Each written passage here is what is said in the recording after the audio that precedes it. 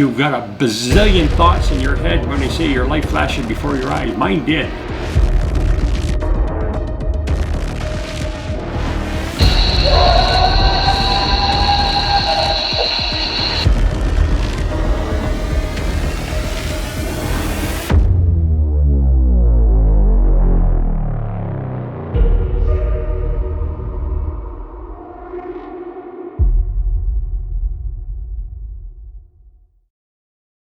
So the story that goes with this here, the guy found me on the computer.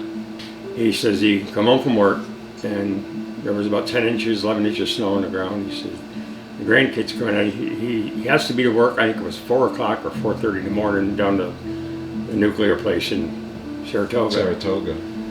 And he says the kids come in, Grandpa, he says, we got Bigfoot tracks in our yard, in the snow. He said, go on out and play, leave Grandpa alone. The kids, I don't think, were any older, and I saw them both. Maybe one was 5 and the other might have been 7. So he says, that was that day. So comes that morning, he's got to get up. He always used to take his dog out to go potty. And his house, you come down 3 steps across his garage floor and up 3 steps onto a little deck. You open the door and there's a fenced-in yard with the dog. Right. The dog froze right at the door. Once he opened that door, he just froze over there. And he's a big part, I don't know, he's a good-sized dog. He's like at the front shoulders. And he said the dog froze. He said, I'd boot him in the ass. He said he turned right around and backed up and went did his business in the garage and demanded to be back in the house. Animals don't. So he said, well, when I come home from work this afternoon, he said, I'm going to go look at these tracks. This is like 2 or 3 days after the kids. He went out and looked. He says, something just didn't look right about them. They looked like a big barefoot person going through the yard. Going through the yard. So he lets, Christ, I want to say 2 months go by. I think it was in January he called me. And this happened in December. Beginning of December, somewhere around there.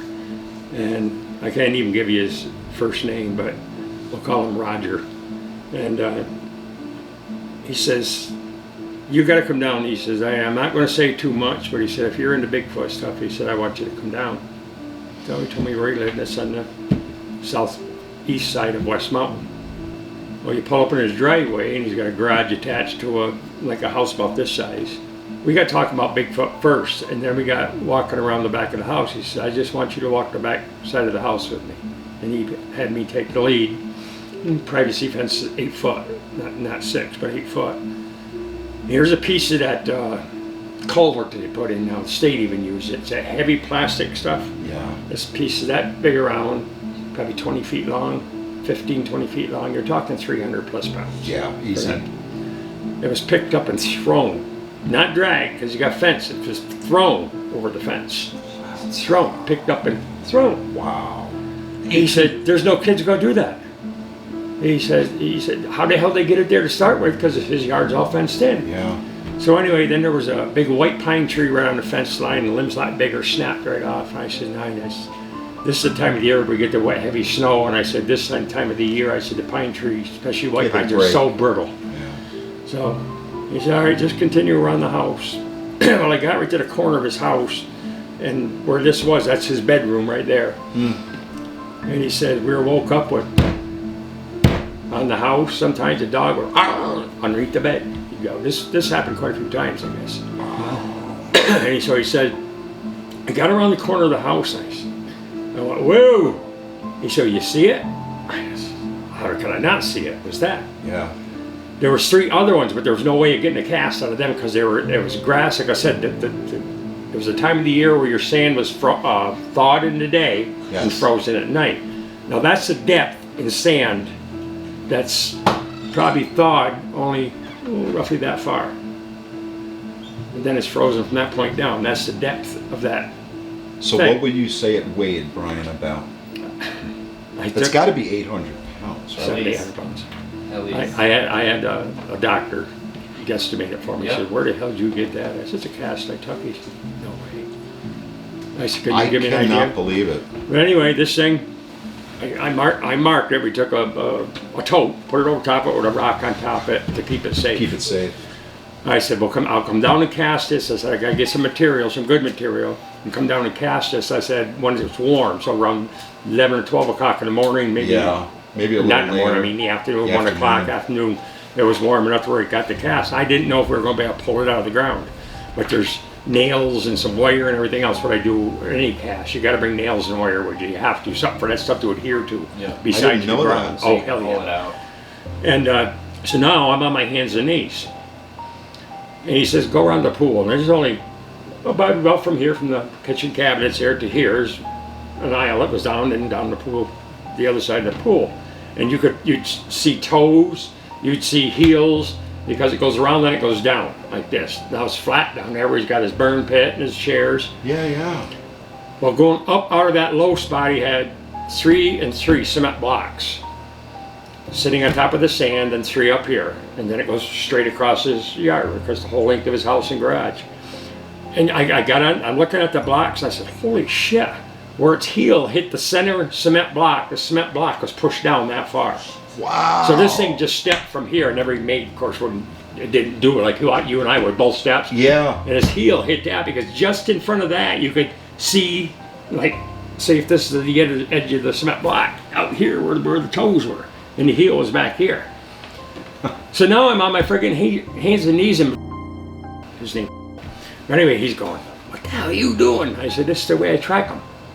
I said, just like I do a deer. If you hit a deer and it's in the hardwoods, Yeah. and on my hands and knees, I'm stretching my arms out. I tracked that son of a bitch all the way across the front yard to where it met up with the tracks at the kids' house. There's no snow now, it's all gone. And got on the next guy's property, and then it got into the big white pine trees. And I lost it. Just those needles that give so damn much, and all of the old small dead tree limbs and shit. Yep. And we lost it. And what's the name of that pond that's up in that direction where there were sightings? Butler Pond. There were sightings up in there. Now he has probably called me since this incident 7 or 8 times. We got to get together. He said they're still here. There's still one big one here. I don't know if he's got a cast, because he used to call me all the time. Now this guy was way, way, way up in clearance with the military police. He was supposedly one of the guys that was out west when the UFOs come over the air base out there and deactivated our missiles. He was one of the guys there. There was 45 guys on the base that night on patrol. We all saw the same So thing. do you think that he may have information about what is going on? He told me, he said, Brian, if I told you half, hey hon, We're fine. We can edit this out. he said, if I told you half of what I know, Thank you. Bye, and half of what Sue. I've seen, he said, if I told you, they'd kill me. I believe it. He just retired a year and a half ago. And I thought for sure I'm going to get a hold of him myself, because I want to go back up in the Butler Pond. He says, I don't know what there is about this area, but remember we mentioned Josh and Heather that did that painting. Yeah. And they have all kinds of UFOs. This is where lives. Down the road about another mile, and over here is where Josh and Heather live. Word got around, and then people started coming to both Josh and Heather and go up to see, talk to them about things they've seen on the Northway, crossing the Northway.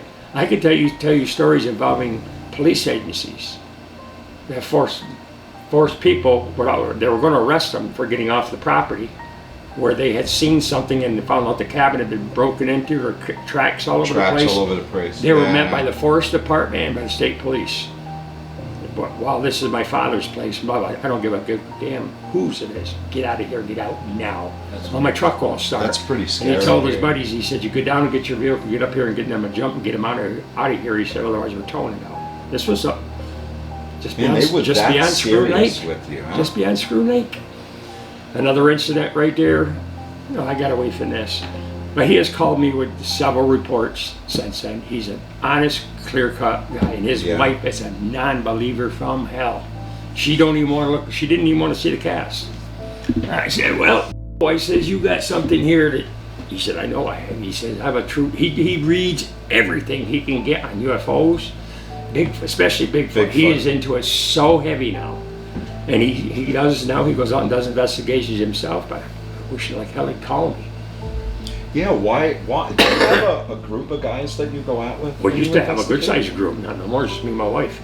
Hey, we'll go with you. I'll go Just with me and you. my wife. I'll If you wanna definitely. go out We to have a West- ton of Or equipment. wherever. If you want to go up to that pond, we'll go with you. I should get a hold of Joe and try and set up an appointment. And tell him I really want to go overnight. I want to be in the thick at 1, 2, 3 o'clock in the morning. You know, a lot of investigators, I don't know, in my own opinion, we've had so many reports come out of up there in Hogtown where it's like people sitting around there up there camping. Someplace you can put a camper, someplace you can't, someplace you gotta have open fire, someplace you can't. But there's people up there all the time, hiking and all that bullshit. And you're more apt to see something at nighttime, sitting around a fire, having a few brewskis and shooting the shit. Not, Yeah, you're right. because just being your plain old normal self, you're more apt to have. I think they get curious. Yeah, they do. Yeah, they do.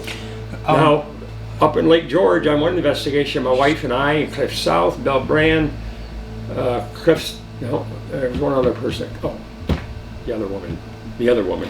But anyway, we had the cone with the microphone out like this stuff. It's flat here, and then you walk maybe 20 feet, and it goes up.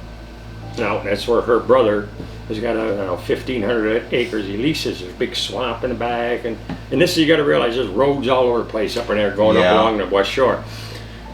And I can tell these guys that it was a damp, drizzly night, rain off and on, but I could hear. Stop. I'm telling these guys, be quiet. I said, I can hear something. Of course, Yeah. a B-52, a mosquito sounds like a B-52 bomber 100 feet up, right? I said, guys, I'm locked down. I said, come on, guys, you got to be quiet. And then Bill lets out one of his howls. I said, freak this shit. So I went up on top of the hill, and I'm down there, and I've got that cone out there, and I'm turning it back and forth. And down, it didn't sound any more than 100 feet away from me. Whoosh, and there's pine bottom. Of course, the pine trees are hanging down like this. It took a splash light. Every once in a while, I didn't see nothing. I'm going down the road, heading towards the next campsite down. I said, I too much racket up here. And I, 150, 200 feet, goes off the parking lot, goes, Yeah. and where I was sitting in front of a tree about that big around, another bank is right there in front of me. It goes up over the top where I heard that sound. Yeah. So I got it and I put it up and I put it down. Put it up and put it down. And I picked up, I heard, you could hear a branch or two, small branch snap in that. And I'm telling them, Jesus Christ, if you guys would have shut up, you know. Next thing I hear, boom! Found out the next day there was a rock about that big around, probably 60-pounder, Thrown from the top over my head, and that bastard went down the bank. Boom, boom, boom, boom. I knew exactly where I was sitting. I knew where the rock should have hit, and that's where it was, right in the bottom. Wow. Never heard a thing after that. I come up out of there, Cliff South and Sue were staying there. Did you hear anything? And she said, you were as white as a ghost. So then me... But you loved every minute of it. Oh yeah. Then me, Sue, and Cliff walked back down in. We went a little further and never heard nothing. I said, telling you guys to be quiet. Of course, we told Bill. Bill was the kind of guy, everything had to be his way. His way. And we go on an investigation, the bunch of us. I go by myself. So I have a question. I noticed with these casts, are these from the bottom? So this would be the bottom of the That would print, be the right? bottom of the foot, which you're looking at. Yeah. Why are they flat? There's no arch. That right there, well, that's because when they walk, we walk. On the arches, or on our Heel, toes and we're our heel and heels. toe. They're toe. When they usually, like one picture she had, which could show us the most perfect track you've ever seen in your life. You could take a shoe off and put it in mud right here that's going to cast you. That's a track this person showed me. I said, it's too perfect. Too freaking perfect. Yeah. And it was in the same area where the other one of those casts in there were, what you just asked me. Oh, they get where the metatarsal break is when they step. They have a break in This- the middle of their foot, right? Right, this right here, where this you should be kicked back. So it's like a line. So then the More break, like Brian, an would 8-pound basically gorilla. be in the center of the foot with the arches. Right about, just below where this is. And that's where the arch of our foot would be. It'd be like So You got the that's, arch. That's probably why they don't have an arch, because of that It's the metatarsal way, break. they say, what's his name? It's on TV all the time about Bigfoot.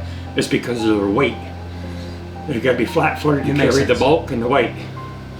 Right, that's why, like moose have flat feet. Most animals do. But those two casts that are on the boards in there, those were last year. And where, Brian, did you get most of those. I saw one of them. It looks like it's got The two that four aren't toes. on anything are out of Lake George, and the other two are right over here in Openville, just on the outskirts of Whitehall. Yeah, they're about 7 miles straight over there. Pretty crazy though that you have them kind of right in your backyard too. Yeah. Well, you don't see if you don't look.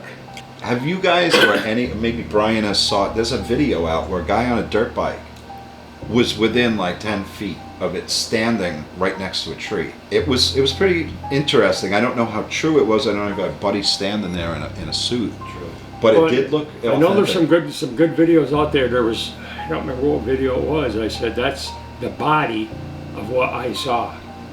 You Right. couldn't see the head, you couldn't see the face, but the body. And I says, because the one I saw walked hunched, did not stand straight up, and I was walking forward. And it had the arms swinging, and those That the almost makes arms are about that sense. much longer than mine. That almost makes sense with how their like So big and bulky. physiology Yeah. is described, you know. So I have a question. What is your opinion on the Patterson gimbal footage? Yeah, everybody's going to want to know what you think. Well, of that. everybody asked me about that. I said, and what I tell them is, well, I said, how many thousands upon thousands of hours of athletes, hired athletes, and guys, big guys that do. They can't disprove recreate it, They yeah. can't recreate it. They can't make the movements this thing made. I was Yeah. asking though, like if it looked similar. Well, who died first? One of them died, and he said on his deathbed it was a Oh, hoax. I think it was Patterson. He said it was a hoax. Yeah, they said they hired an actor to do it. Yeah. And that guy came forward, took a lie detector test, and passed it. You know, the thing that bugs me though, okay, you look at the movies that were made around that time. Mm-hmm. Assuming that was a fake suit, whoever made that suit was light years ahead Light, of light years special ahead. effects. They've said that. They said Plus they the could not. size of it like, Right, compared and they've to even its surroundings. somebody. Artificial limbs added to your arms and Yeah. stuff, possibly. It is But possible, but if that was a suit, whoever made it should get an Academy Award. Yeah, really. For special effects. That was 67, they said, right? That film I was think made so. Yeah, 1967, late 60s, I 68. think. But another thing too, they took all of the different copies of the film because obviously when back then Yeah, when there's you the developed negative film, so so they broke it down. They took all the layers and Mhm. combined all the best parts, and they Mhm. like cleared it up as much as they could. You can see the foot come in when it takes the step and swing back out before it puts down. Yeah. I know. I had another guy I was friends with, an older guy, probably about your age, but when I was working for the DEC, he was from Messina, like Upper St. Regis area, where all those rocky peaks are. Oh, yeah. He says they're all over, and even he has a Bigfoot story too. But his was interesting because he said it was a baby, and he said it had a tail. Oh yeah. Yeah. He said he saw the baby up in the tree, and he said it had a tail like a monkey. And Well, that's odd because we've heard a story like that too. yeah. Well, honestly, what I'm thinking though, he maybe could have seen a fisher. That's a possibility because they But- got the curly tail. Yeah, they do. But then he said he saw it, and then he said he saw something big start coming like 40 feet. Like it was way up in the tree, a big hemlock, and he said Yeah. it started coming down once he saw the baby sitting on it. He said he got it right out of there. Oh shit. But that was actually the first story I've heard of baby Sasquatch with a tail. So I don't know. It seemed interesting to me. I gotta throw this one out there. You guys have got me on a roll now. I was tired and ready to curl and want to go sleep. Now you got me. Good. Are you shit? Now I forgot what I was going to say. That's terrible. It's all right. Oh. It'll come back to you. I'm going back 20 years. You just come home from work. Phone rings. Hello. Well, is this the guy that says he's seen Bigfoot? Is this that guy? I said, don't. You know, I was saying, don't waste my time, right? No, I could hear him. Don't hang up. Don't hang up. So I pick it back up. I said, what do you want? He said, I got a video you're going to want to see. I said, really? He said, I'm not going to tell you any more than that. And he said, here's my address. He said, I hope you come down. This guy's got something he don't know what he had. What he had. He studies these some kind of altars that they had years and years ago. The season, depending on the altar, will tell you what season it is and all that stuff. The rocks are aligned just Like right. from native. Yeah, there he has studied them all the way from, and he's a pilot. And he Yeah. said the only way you can find them, let alone study them and track them, is from the air. From the air. Well, he had this one big place over in Argyle, over near Summit Lake somewhere. He didn't specify. Where you're looking at the lay of the land, where the camera was, you say looking straight like that, and it's a little bit around this. It goes so far and it drops down in, then it goes like this, and then this down here is flat. And one of those stone walls that they built years and years and years ago, they're so well built, they're like Keystone bridges. Yeah. Right. They used to run donkeys and burros on top of them. So I'm looking at the film, and I'm looking. You can see all the where he's got the sticks drove in with the orange tags on them with numbers, where they're going to be digging next, and this is going to follow. It's all mapped out. I think a fifth, sixth time I said, oh, stop it right there and back it up. Now you guys haven't told me anything. I want you to see what we see. Now his 10-year-old grandson just happened to be watching that tape 2 days before he called me. I said, Grandpa, what's that? So the grandson found. The grandson found it on that film. Wow. This is one of the old-fashioned camcorders, right? camcorders. Not like, I have one in the but truck. nothing's blurry. Yeah. I said, holy shit. You look and you can see the stone wall, and you see this thing goes, what the hell did I look over here? This thing is this far above the stone wall. The stone wall was 7'6" from the ground to top of the stone wall. Had to have been 9, 10 Wait a feet. minute. 10 foot. Then you see movement, and it looks like a maple tree, or I know it wasn't oak, but it's a hardwood tree with leaves on it. You see this thing come down, stand up on the stone wall, and go just like this. It's walking, it's going. Throws this leg around the neck of the thing standing on the other side, like you giving your kid or grandson a piggyback ride. Yeah. Turns and just goes, disappears. Wow. We won, and this guy's got all on film, and me and Bill tried our damnedest for a month to get lawyers involved so we could get a copy of the tape. Everything we tried to get because we wanted to get a copy of the tape. Take us to the spot. We want to see if we can get DNA. We want to see this. Yeah. No, we don't want them bothered. Those are the people you were telling me about, right? Those are the kind of people. Yeah, but he at least let me see the tape. I attested to it. I can attest to that tape. And he said that tape was 5-6-year-old, and the grandson happened to find it when they were watching that tape. Wow. I said, I said, there you've got the best proof. It's better than the Patterson file as far as I'm concerned. Yeah. I would love to see that. Because you got the small one coming down out of the tree, and this is out the freaking boonies. You know, it's like... Is it a matter, though, that they just don't want to be called crazy?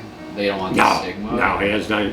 Because he was in, when he called me, he said, no, you saw what you saw. He said, I'm not saying you didn't, and I'm not saying you did. And I said, well, nobody can tell me that I saw a dancing bear from the circus. I said, the bear couldn't do the distance to start with. They're not built for that kind of walking. Yeah. But this thing, I could see the muscle structure and everything and moving. It's just like a power lifter when they're walking. You see the muscles. Yeah. I could see all that. This is the way Abair Road goes. It goes... I'm starting where the trooper was. It's somewhat level right here. There's, of course, all the houses out there weren't even there then. And then it goes around the turn and goes down and up. The trooper's out in this field right here. And then you go down the road and come up on the next flats. There used to be there's pine trees planted there now, Christmas trees, wherever they are. There was a gateway. That's what I drove quite a ways out into the field and parked my vehicle. But it came out to him first, and then I heard him. All I heard him saying was, Brian, what the fuck is it? I'm getting out of here. I said, he's busting my ass. But all at the same time, same instance, I knew he wasn't bullshitting. Yeah. But something's telling me, he's got to go. He's either got to call or got to leave. And he tore out. Right? But we had heard, because you got the Poultney River down here. If this line's the Poultney River, the woods come way up like this. Now these are all meadows out towards the roads, and this is all thick. It's just like being in the Amazon down there. Anyway, it truly is. You'd have to see this place to do the whole strip between West Haven and Whitehall, and we could hear what sounded like maybe once in a while a dead branch, but it sounded like trees being snapped. Right. We found that a couple of days later. Yeah, there was coming up through snapping stuff that big around, 6 feet off the ground, snapped right over, laying all in the same direction, going towards the road. Now, the night before is when my brother, my father, Mark Kinney, 2 Washington County sheriffs, 2 New York State troopers, all saw the same thing, but not at the same time, because the outside of the road got a swampy area here, hill, meadow, valley, goes over here, goes across the fence, and it's like a huge meadow. Let's see when you get down there. And everybody's parked in a different spot. Of course, the other troopers, they denied seeing nothing. Only one sheriff admitted seeing something. I'm sure that they've all known. No, because they were worried about their jobs. Yeah. Now, like I said, that's when we heard all this snapping and stuff and blah blah blah. Where I'm back and forth. Brian, do you hear that? Yeah, I can hear it. I'm in the meadow, roughly 2,000 feet from him. It's the same. It just comes up like this. This is all field over here, but there's a peninsula. Like it comes up and gets smaller and smaller, on going down that hill. So he took off. He blows by me like he hell bent for leather. Then I started hearing what sounded like, and the way I always describe the way when I tell this, it sounded like somebody wearing corduroy pants and their thighs rubbing together. Yeah. Now the field was dry hay that hadn't been cut, and he said the hay was up, and I hear whoosh, whoosh, dead silent. I mean, that place was so dead silent in farmland in August. No tree peepers, no killdeers, no peepers, nothing. They say that like whenever Sasquatch is Animals around, know. the frogs, everything, the birds, silent. Well, that whooshing noise would start and stop. Then I heard what sounded like, and this is the reason I remember this, because people think, boy, he's got an awful lot of, I guess you'd say bullshit. But down across here, there's marsh out here. When we were kids, we used to go down there. My dad said, "Yeah, we used to smoke them cattails when they get dried out." So we go. He was yanking our chain. We went down, mind Jesus. We got the dry cattails up there. But anyway, but the dry cattails, that makes that certain sound. But down in the center of that field, I think there's still some there. It's only a little tiny stream about that wide. It's from the runoff. You know, like in the spring of the year, you got a lot of water in it. But the rest of the time, there's just a trickle. But there's cattails down there. And I heard that noise. Jesus Christ, that sounds like cattails. And I got the spotlight like this. Now I'm up on the hill, and this goes like that. So I heard the whooshing noise for the last time, and that's when I got this. Goosebumps. The goosebumps. Cold chills. You know, I get them every. I sort of like relive this sometimes. This was something said, "Turn your light on now," and I did right straight off the corner of my passenger side of my car. There's this freaking creature standing there, man. And it's like it's all I can explain is a feeling like hot honey being poured over you. Your body feels like it's going to spontaneously combust. You've got a bazillion thoughts in your head when they say your life flashing before your eyes. Mine did. I mean, from my childhood all the way up, I think I was 24 years old, 26 years old. Everything that I'd ever experienced in my life was bang, that quick. Now I'm thinking, what the hell is it? It's not this, it's not that, it's not this, it's not that. I got the gun there, I got the hammer pulled back, which wonder it didn't go off by accident, for Christ's sakes. And as soon as I hit it with the light, that's when it brought its hands up like this. Hands, not paws. I could see fingernails. They went on and on and on about the old hair and everything else. And all this time, you've got all these crazy ass thoughts going through your head. You're thinking aliens, you're thinking man in a monkey suit, you're thinking this. Well, anyway, when it put its hands down, turned to its left. So when I see the hair hanging down, just like an orangutan. It's the only way I could ever explain it. And now it's got its back to me. I could see the cheeks of its butt. I could see all the muscle structure on its back, and the hair was rolled in this way. It didn't go down, it was rolled in, and I could see twigs, leaves, like it had been laying down, a lot of clay down there. Like I told you, and it's probably laying in the clay or nesting, whatever you want to call it. And we disturbed it, or why it was still there from the night before, or if it was the same one. And but I could see the muscle structure work and everything else. And I remember several people, did you see breast? I don't care if I had breast. No, I didn't see any. Was I looking for breast? No. Did you see the male organs? No. I wasn't looking for male organs. I'm looking at something that don't exist, and yet there it is right there in front of me. And like I said, the way to try and describe it is, it'd be like you being out in the woods and spaceship lands right there, and an alien gets out, and you're looking at it. Yeah, and trying to make sense. You're gonna have feelings and stuff that you don't even know you've got. Yeah. I kid you not. Every part of your body is. Like I said, every once in a while I get really emotional because I relived this thing over and over for a long, long time, not being able to sleep and everything else. But I've come to the cause that they're here for a reason, and the reason I say that is when Seth Breedlove, the movie he did. You can text it on this. Seth Breedlove is his name. It comes up. He did a documentary out there with me, and he had his viewing of the movie the documentary down at the Whitehall Armory. And I was the first one set up on the right. Of course, nobody knew who the hell anybody else was. And as usual, there wasn't nobody from Whitehall there. Yeah. Everybody was from way out of town and everything else, up in your neck of the woods. But anyway, he was an Indian shaman. Yep. And he comes in, he puts his hand on the cast on the first cast in there. Do you know, was he, My Iroquois? wife could tell you. My wife could tell you.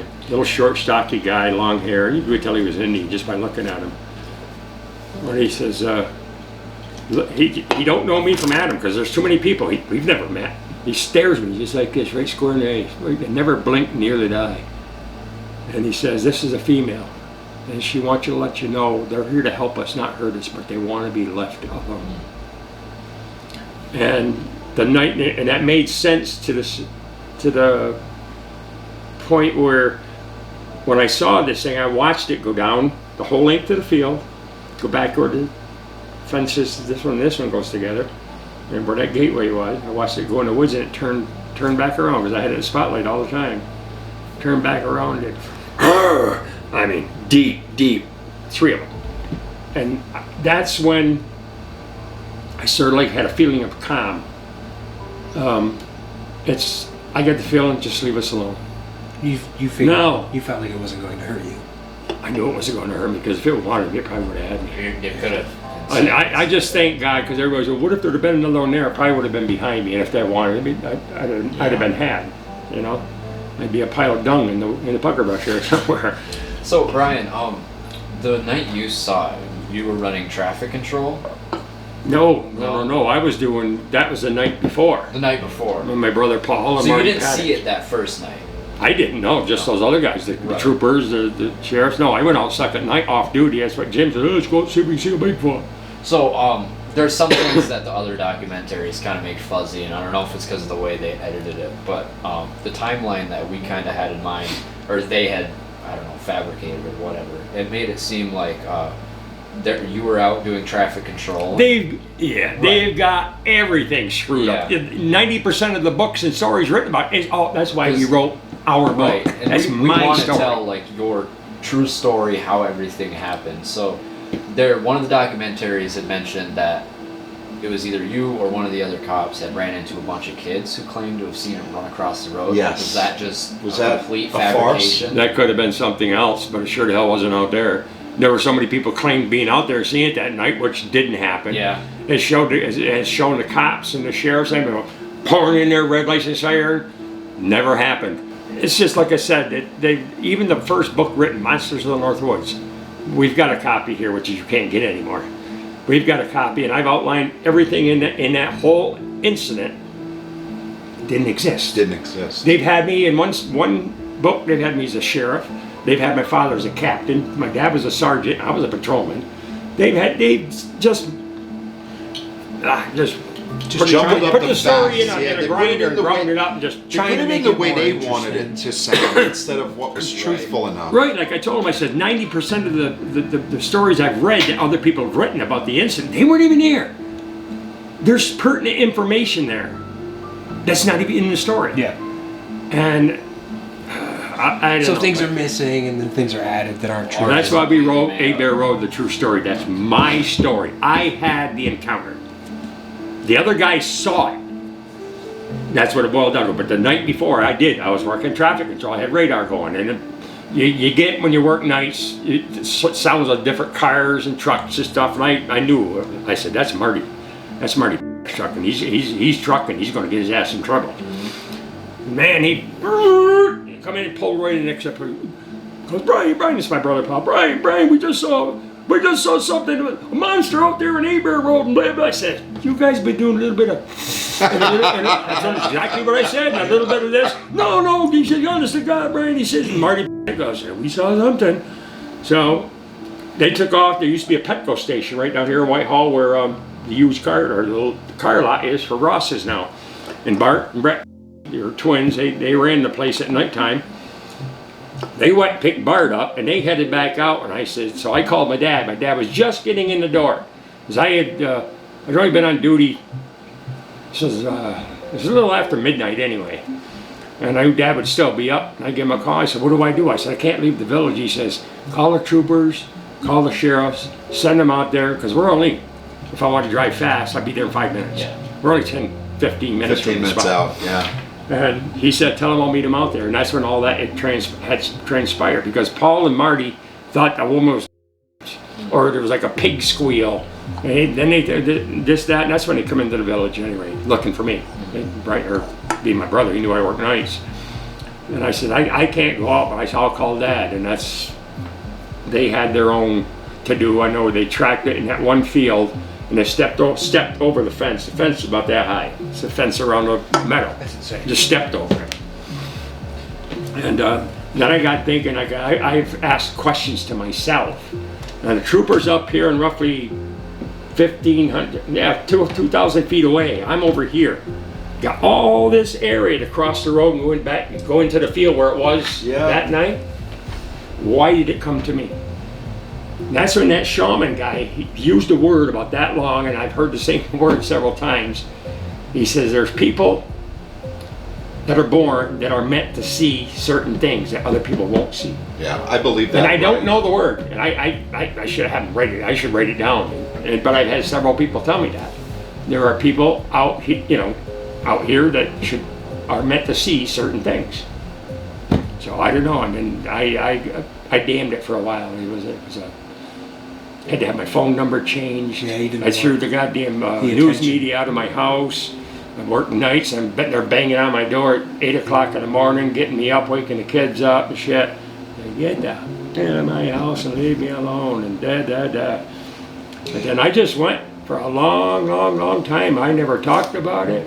Certain people I did, yeah. My dad, my brother Paul, Marty, Bart. And in fact, I see Bart 3 years ago, did a motorcycle ride with a whole big group for a guy that passed away.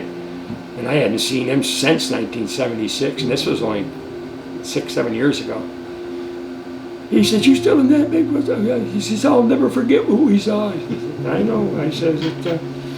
But So when I really did get into it, start getting into investigation, I just didn't even do them for the longest time. I was just about to ask you, Brian, when was it that you actually got into investigating to try and find out what you saw?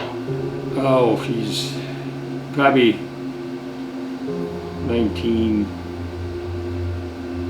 1985. So It was you almost waited 10 years. almost 10 years Oh, yeah. after.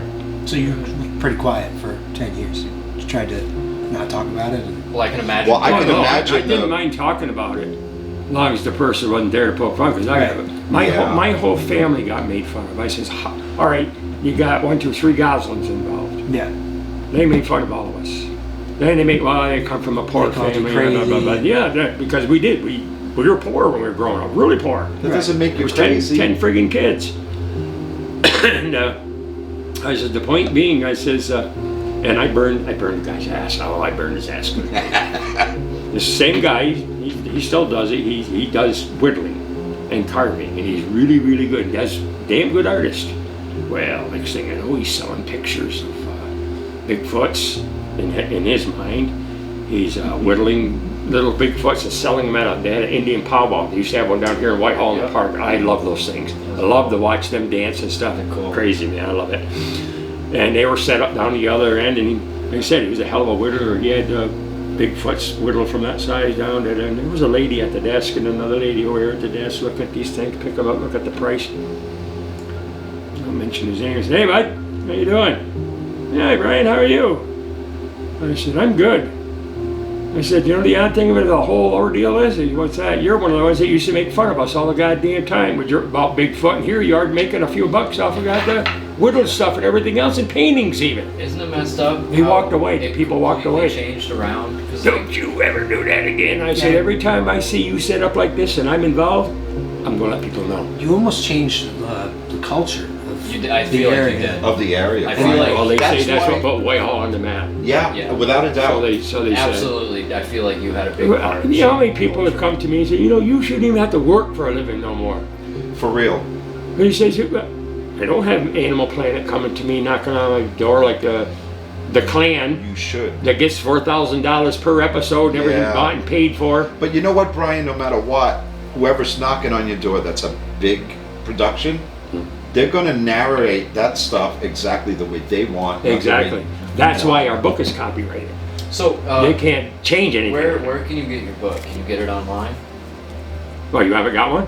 Well, No, we wanted to know if like, anybody Amazon. that we know Amazon. is willing to order it. Yeah, we sell them at the Big Apple Diner, but they've been closed until tomorrow. So we'll put a Major link electrical. on Amazon on our Yeah, so video. people Yeah, can that's- buy it. they They can see the go video. So We they can always, come when, buy when it. you guys do that, our book sales go up. Probably sold, I don't know, close to 3,000 copies. Wow, that's really good. That's what I was gonna say. I've had phone My calls guess. after that book come out. One was, this is true too. I had phone calls from Michigan, Yep. Scandinavia, Wow. Switzerland, Wow. not Germany. I said, holy shit. But this one guy was laying in bed, sound asleep, 2:30 in the morning, phone goes off. What do you think? Somebody in your family's hurt or dead. Yeah. Yeah, pretty much. Hello? This is Brian Gosselin. Yeah? Oh, thank you so much for publishing that book. Goddamn Lieutenant Colonel in Arizona that runs the air base out there. Oh, shit. Originally from North Creek. Wow. Wow, that's cool. Oh my God, he said, we got to get together sometime. I said, well, I'm not coming to Arizona. And I says about an experience he had with his grandfather. Way back when, way up north. He said, oh, thank you so very much. I says, but there's so many people that thank me for thanking us. Sue did the writing. It's my story, but thanking us for writing the book because of experiences they had, and I dare put it in print. Yeah. Well, thank you so much. Thank you, Brian, yeah, for your Oh, you leaving? talking. No. We just want to thank you for sitting down in front of the cameras. I get more. That's no problem. Best way to go out through the field here is probably right here. Usually a deer trail here, which there is.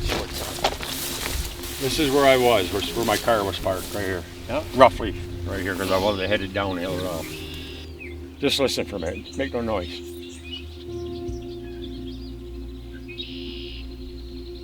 Excluding them birds. Everywhere. There was Get nothing. them this way, that way. There was nothing. No peepers, no nothing. You come out here at nighttime and the sounds, the killdeers and the peepers and what you call it, so you even got frogs down there. But it roughly came out of, I would say, second telephone pole, where the guy's shed is where it came down out of, right there. We backtracked. But the trooper was above that in that field up on top.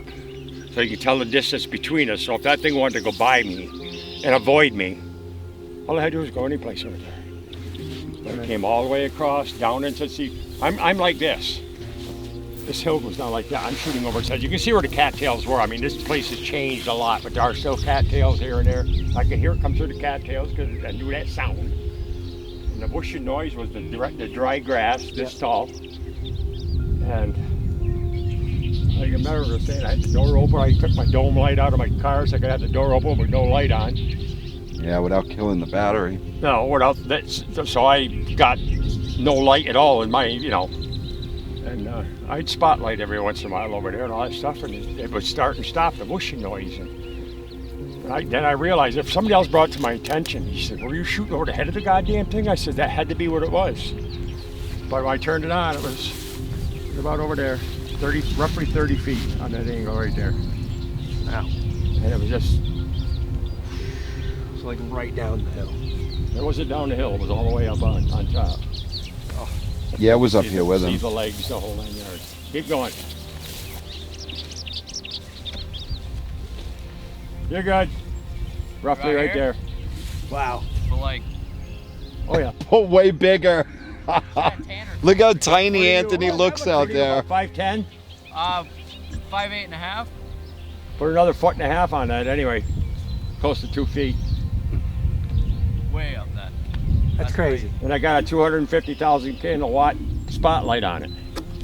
Or the gun in my hand like this, shaking like a freaking leaf, and spotlight on it.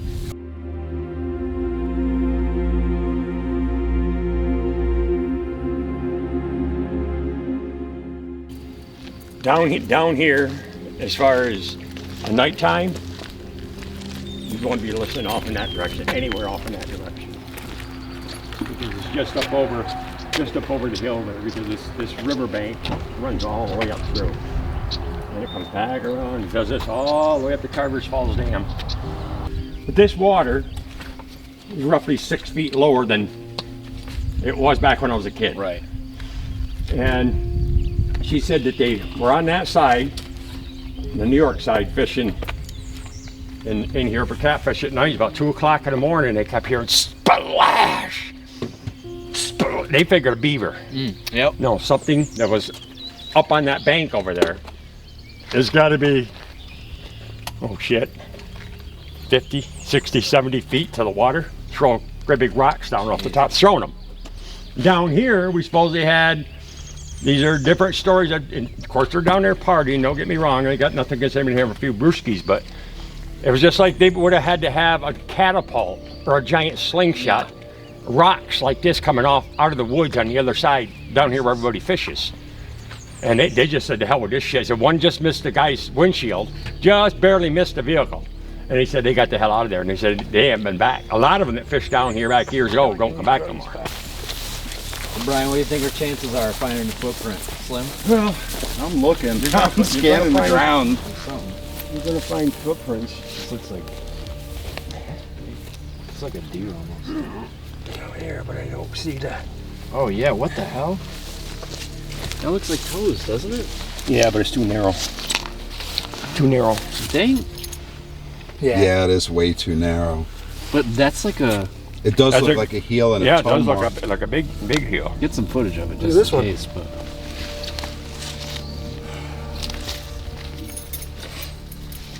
I don't know, man. That's pretty That wild. don't look too bad either. Who the hell's to say? Yeah. You see this right here? See the shape of the foot?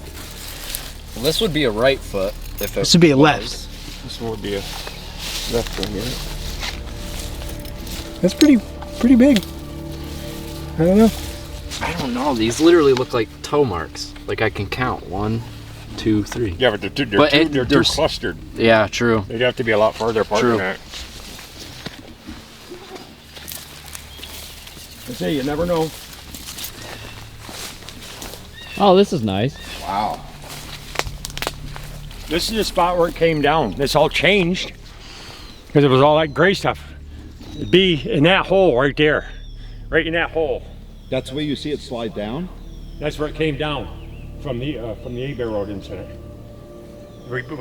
Gun Rose. That's where Gun Rose got the original cast, was up on top here, and that's where I found the one cast that Bill's got Right. of the front, where it's on the bank and it's all the toes are exposed like this. It was crazy. Because I remember we didn't go beyond that dip because that's the marsh back in there, and that creek comes down through there. That comes out of the field, all the fields up there where we just were. How far does this go down, Brian? This way? From here, Yeah. walking the lay of the land, 3 miles. 3 or so. miles. So it all goes all the way to Carver's Falls Dam.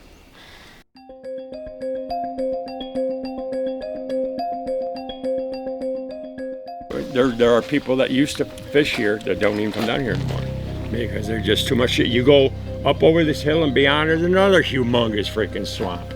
But you get over here and get down there a ways, the swamp runs for miles, and it's, like I said, probably half a mile wide at most spots. It really honestly seems like most of the sightings are found around swamps. Water substance, whatever, but Well, that and I mean, depending on what they eat too. I know that moose feed in areas like this a lot, and they feed on the underwater vegetation. I had one lady at the over to Rutland asked me, what do you think Sasquatch eats? I said, any goddamn thing he wants. Yeah, probably. This is what I said too. They all busted up and cracked up laughing. I'd imagine that if for our ecosystem to be able to support them, they would probably have to be omnivorous. They've got, they've got their routines just like you or I do. You know at certain times of the year where to go to get Certain things. certain things, not yeah. that happy horse shit, like with the deer spawning now. Deer spawning. The deer spawning now. Hey, I'm using you. Go. Me and my wife will come down here and take the ride. This is what we end up stopping doing. Right here. Well, I want to get on the fun now. Wow, there's some really flat rocks around here. It's all shale. Is that what they call this? Yep. Yeah. That was a good one.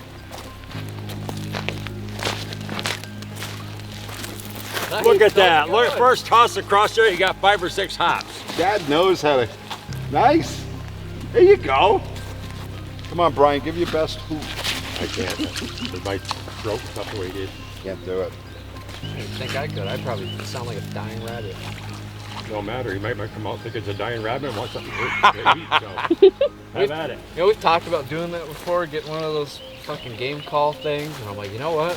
Probably calling a pack of coyotes. Yeah, pack of coyotes or some I don't goddamn know, thing. quite a few people that were looking for vocalizations found what they were looking for.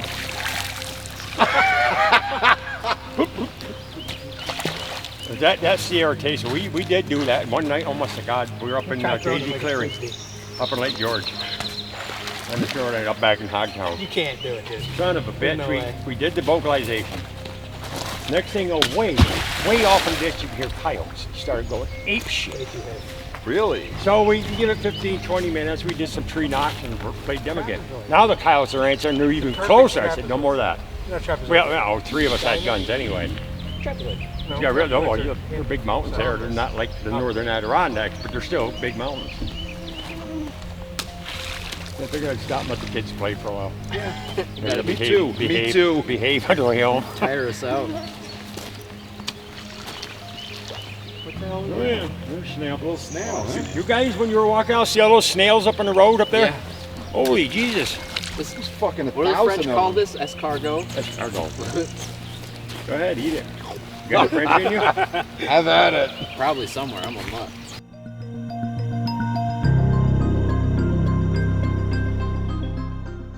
Over there is the bridge that goes north out of Whitehall, Route 22. Route 22. Out of Whitehall. It crosses South Bay. Yep. Right across that way, up into the mountains there. The Black Mountain is off this way. But you get over that mountain range, it's the next big mountain range. Clear over to Hogtown, headed towards, damn it, West Mountain. Yep. It's almost, if you could put it on a map, it's just a wiggly road is where these things have been. On this corner over here, when you cross the South Bay Bridge in Whitehall, you cross on that side, it's a long sloping turn. You've had 2 guys from the county plowing snow, had 2 state troopers one night, a deputy sheriff another night, all seeing stuff, but it all stems to come from this direction headed that way. That away. And it all goes over towards West Fort Ann, Hogtown, the east shore of Lake George, and that's where we get 90% of our stuff. Just between here and there. Yeah. Well, seeing those casts, like I was telling these guys, it was like it's got me excited. No, until you see them in person, you know, like you said, a photograph don't do them shit. Yeah, exactly. Like most pictures, when we find a cast in the woods or something, we usually bring a tape measure or something, stretch it out, Yeah, and for put a stick in reference. for a reference, you Yeah. know, and stretch it out so they can tell. And the same thing with the width. Well, yeah, I and that think- one big cast, I went all the way around it, where the stick to get into the sand a little bit, about this far out, the whole thing. I said, that guy Joe taped the whole goddamn thing. I said, I don't want anybody thinking I made this bigger. Yeah. But that worked out well. Yeah. But I do have to get a hold of him and see if I'm quite sure he'd be up to it. Take us back in there Yeah. and where he goes. And he said, because it was last time I spoke to him was probably close to a year ago. He said, Brian, they're still here.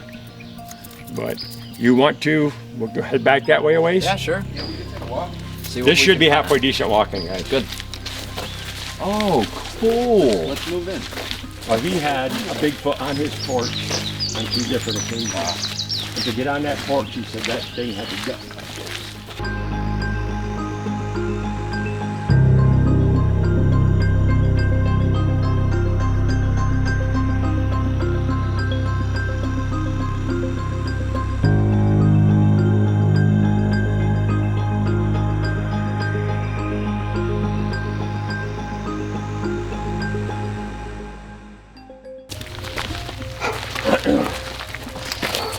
There's the porch. That is the original. This thing had the duck beat when it got to the top of the stairs to get underneath that roof. That's insane. That's gonna be what, 9 feet? Yeah, about that. Yeah. Yeah, had to duck its head down to get underneath it. I bet you there's snakes going on these barns and snake skin sheds. in among all the old timber. He owns, that what with this place is 5,600 acres. Wow. There's Bald Mountains right over there. And he owned all the way up. There's your next mountain range right there. That's the other side of the canal. Wow, that's beautiful. Brian Gosselin is just one of those people you meet that has some of the wildest stories that you would ever hear. But at the same time, those stories couldn't be coming from a more credible person. There's something about the way that Brian carries himself that almost irradiates honesty. Since Brian's encounter in the 70s, he has definitely shaped the culture of the town of Whitehall, as they eventually grew to accept and appreciate the legend of Bigfoot.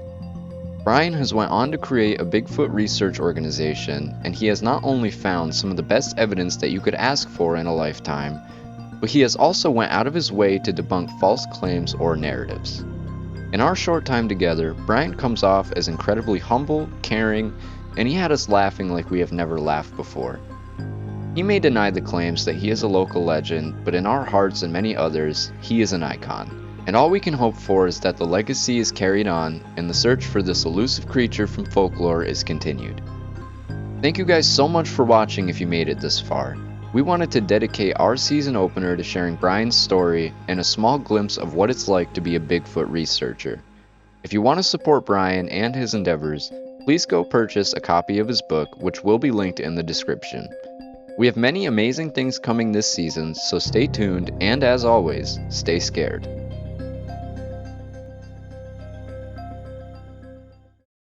Brian Gosselin's encounter with Bigfoot in August of 1976 remains a landmark case for the Whitehall area.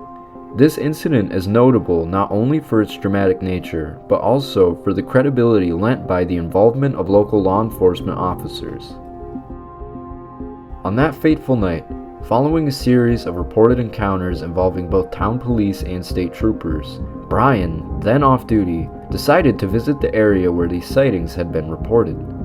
He had no inkling that he would come face to face with the legendary creature of folklore himself, Sasquatch.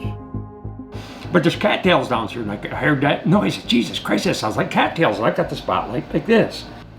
So I heard the whooshing noise for the last time, and that's when I got this. Goosebumps. The goosebumps. Cold chills. You know, I get them I sort of like relive this sometimes. This was something said, turn your light on now. And I did, right straight off the corner of my passenger side of my car. There's this freaking creature standing there, man. And it's like, all I can explain is a feeling like hot honey being poured over you. Your body feels like it's going to spontaneously combust. You've got a bazillion thoughts in your head when they say your life flashing before your eyes. Mine did. I mean, from my childhood all the way up, I think I was 24 years old, 26 years old. Everything that I'd ever experienced in my life was bang, that quick. The encounter was so harrowing that it compelled Brian to draw his service revolver. The creature paused, shielding its eyes from the bright spotlight and letting out a bone-chilling scream before turning away and disappearing into the night. The experience has had a lasting impact on Brian. He frequently shares his story, despite it continuing to haunt him. Many Bigfoot researchers dedicate their entire lives to seeking a face-to-face encounter with the elusive creature, but Brian had this rare experience firsthand. His encounter motivated him to establish his Sasquatch research organization, through which he has spent the past 50 years investigating and gathering evidence of the creature. For those interested in hearing more about Brian's gripping encounter and subsequent research, we highly recommend checking out our previous video featuring his first-hand account. The link to the video is provided in the description. So what's up, Finding Dystopia friends and family? We're out here tonight in Vermont at the Poultney River with Brian Gosselin and his wife Sue, and we're trying to get any type of vocalizations. We're really hoping to hear possibly a Sasquatch or maybe even see one. Sue brought some apples out here, and this is the second location that we've tried so far. The first one was a little bit of a bust because it started to rain. So we came out here, Brian took us here. We're gonna spend about an hour here, see what we can come up with, and head back over towards the tent and probably go overnight to finish up the investigation. Do you want to talk about quick what happened down here? Well, this is back 50 years ago or so. On the property we're on, there used to be a small farm, and up here there's high ledges. I don't know if it's granite or what, but it's really super hard rock. All kinds of ledges up there.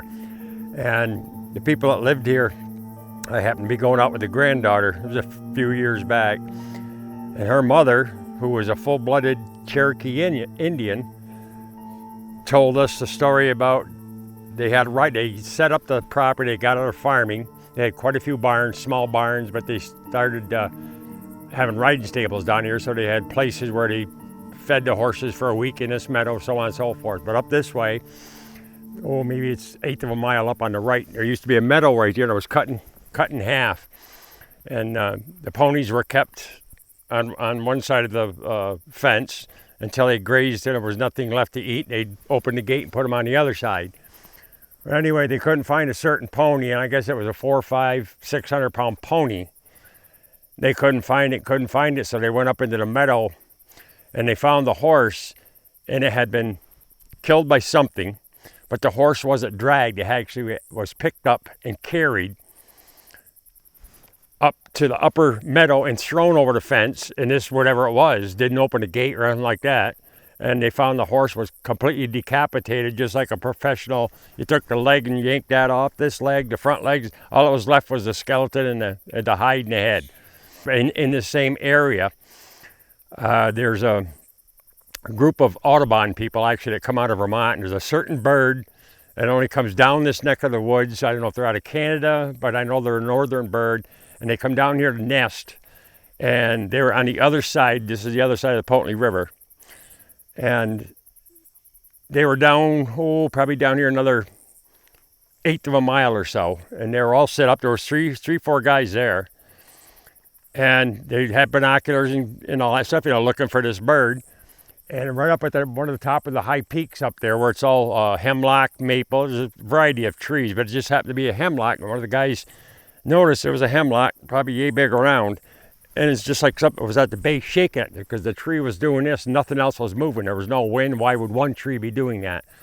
But anyway, everybody got their binoculars on. The guy said he saw a big, dark-colored, hairy creature was shaking that tree, but there was something that fell out of the top of the tree, whether it be a raccoon or what. But they could see it come down through, boom, on the ground. This thing bent over, picked it up, and proceeded to go back beyond, over into the woods.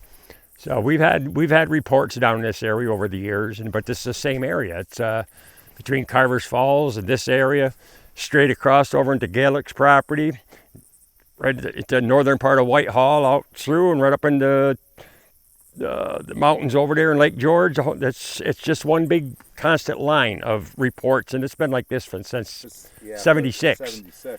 We've had different people that used to fish up to the Cogman Bridge, and they wouldn't even fish. This is a lady that was she worked at the Big Apple Diner, and she said her and her boyfriend was down here years ago, and she said there were boulders bigger than basketballs being thrown. They blew it off as a beaver hitting his tail on the water. I'm quite sure most people have heard that. But she said then they realized there were boulders the size of basketballs being thrown off the hill behind them into the lake, and that's when they said, we're all done. We're not fishing here anymore, and they're not the only ones that have reported stuff like that. Like where we stopped and skipped the stones and everything else right there. Yeah, that was coming from the other side, and you can see into the woods at least 50 yards. And these rocks were coming from beyond where you could see over and landing in the road and into the water. And we're talking about some heavy duty rocks. Oh yeah, these aren't pebbles, and they aren't baseball size. Size. You can always tell the difference though between a beaver slap and a rock. Oh hell because yeah. a beaver slap is a slap, and the rock is always going to have that tunk. Yep. It's Brian, tell them about. I keep hearing shit. When we heard the vocalization here, tell them that. Yeah, my wife and I come down here 3 years ago, right? Mm-hmm. It was a night like this actually, and I don't remember if it was late spring. I think it was summer. Well, anyway, we were down here. It's just like it is tonight. If you listen, nothing. Yeah. Well, you can hear the chirpers. A chirper here once in a while, but off in this area, but up in the higher elevation, we could hear. I don't want to say guttural, but it was like it wasn't a screech owl. It wasn't an owl. you could tell it wasn't. There was something up there let out somewhat of a bellow and stopped, and then maybe within another minute, there was what we thought we heard hoots, 2 hoots. And it wasn't an owl, it wasn't a bear, because it didn't sound like a bear that let out the original, I can't say guttural, it was a more high-pitched, but it was sort of long. And that was it that night. We stayed here for a while. We never heard anything else, but that's just one of those kind of areas. I mean, they knew we were coming down this road tonight. If they're here, they know we're here already. They knew what we were up to, probably. But everybody blows them off as being stupid animals. No, they're not. And they're not animals. Not in my book. Since the events of 1976, an increasing number of witnesses have come forward to share their own stories of encountering Bigfoot. Brian Gosselin has collected many of these accounts, contributing to a growing body of evidence. A quick look at the Bigfoot Field Researchers Organization's website reveals numerous sightings in New York alone. When you hear the name Sasquatch or Bigfoot, you might think of the primordial redwood forests of the Pacific Northwest, the Stygian swamps of the Deep South, the grass fields of Ohio, the jungles of Southeast Asia, or the towering mountains of Nepal. However, New York boasts its own relatively untamed wilderness. The state is home to the Adirondack Park, a sprawling 6 million acre area filled with thick wooded forests and mountains that grow denser as you travel north. The southernmost parts of the Adirondacks, particularly areas like Whitehall near the Vermont border, are characterized by swamps, farmland, and silt rivers. These silt rivers and swamps are hotspots for Bigfoot activity, possibly due to the untouched wilderness and challenging terrain. The diverse ecology provides a solid potential food source for these elusive creatures. We have gathered several reports from the BFRO website focusing on the area surrounding the Poultney River, the very place Brian guided us in our quest for Bigfoot evidence. In the next part of our video series, we will travel down the Poultney River in search of footprints and any potential evidence of Bigfoot's existence. Stay tuned for our continued exploration and the fascinating discoveries that lie ahead.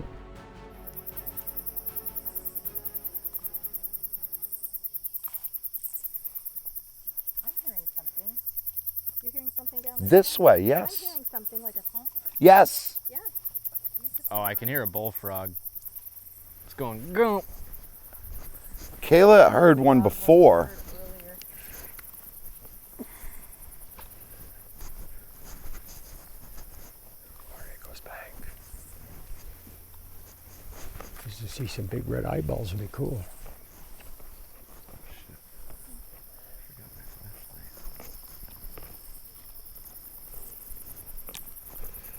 Does this stop right here, Brian, or does it keep? Oh, That's where it stops.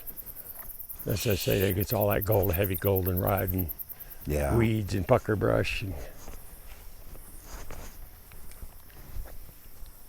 Come on, man. Where are you?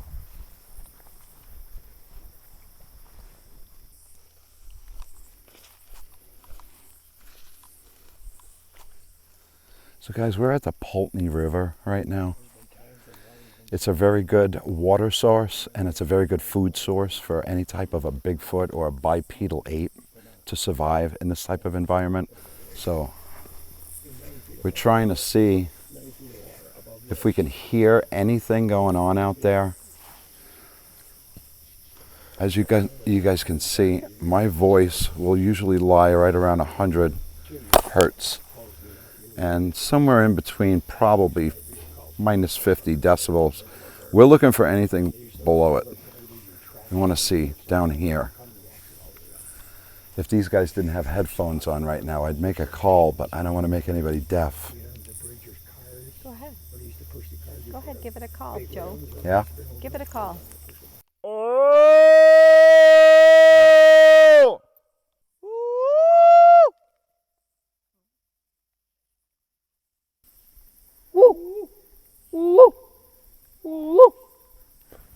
that's a good one right there.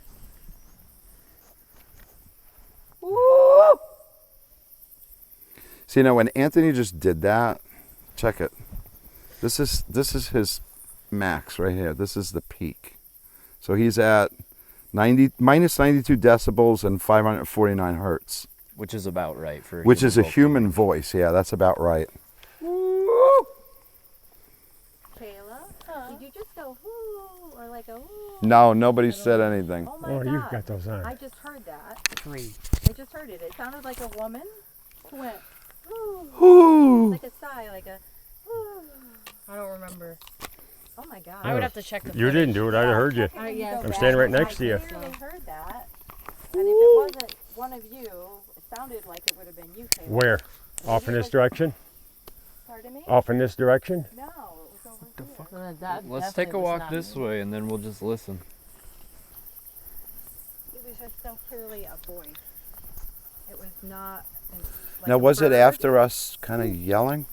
You were yelling, and then you stopped, and then I didn't hear anything for a minute, and then I heard this whoo kind of sound, and I was so sure it was Kayla. So I'm kind of hoping when she checks the footage, it was Kayla.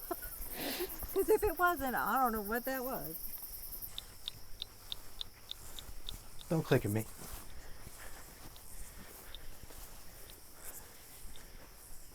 Keep looking across the river, seeing if I see anything in the thermal.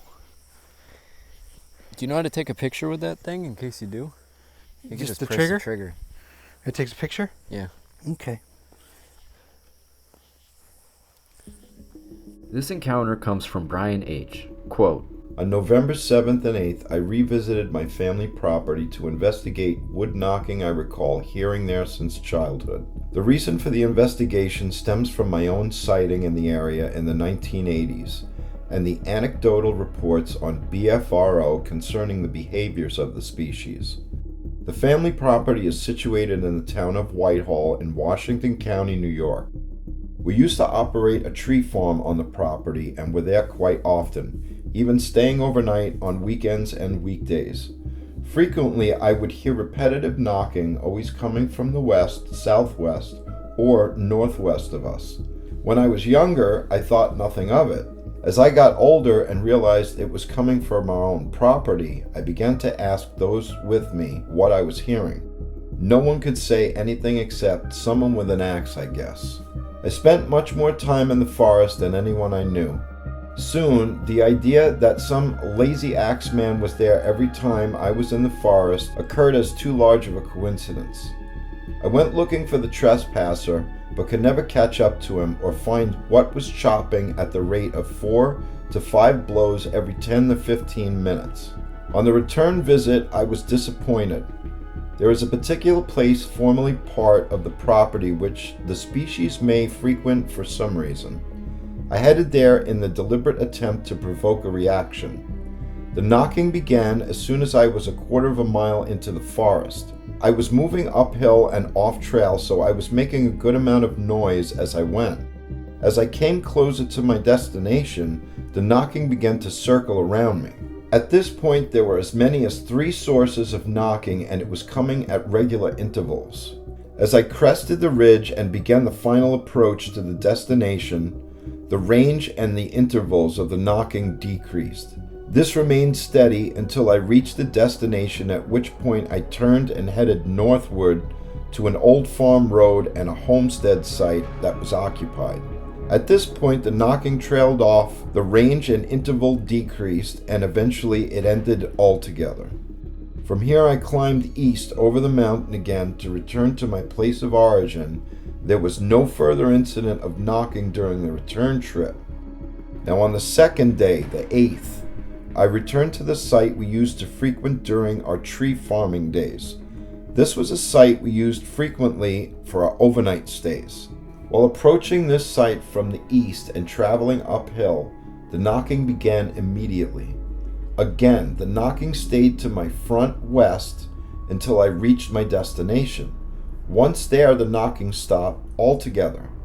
I occupied the site for a few hours.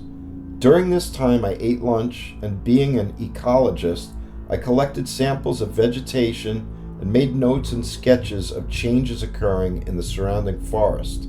While walking the perimeter of the clearing in which the site was located, I heard a sound which is best described as a buck snort played poorly on a low-quality decoy. It came from the vicinity of a rock outcropping approximately 25 yards to my north-northwest. Thinking about it now, it was almost comical. At the time, however, I was more than a little frightened by it. I turned, walked quickly to my pack, and removed the survival rifle. As I assembled the rifle, several stones flew over my head, but near enough for me to hear them going past. As soon as the rifle was assembled and brought to bear, the rocks stopped flying and the forest was quiet. To this day, there were no further incidents. This was a scouting trip intended to assess the area for activity and potential for a sighting. I do plan to return to this area with other wildlife biologists for further study and observation. Matt Moneymaker conducted a follow-up investigation on this report, where he vouched for Brian H's credibility as an experienced outdoorsman. Moneymaker was confident in Brian's ability to distinguish the so-called knocks from man-made sounds. Moneymaker also speculated on why Bigfoot-type creatures might produce these knocking noises.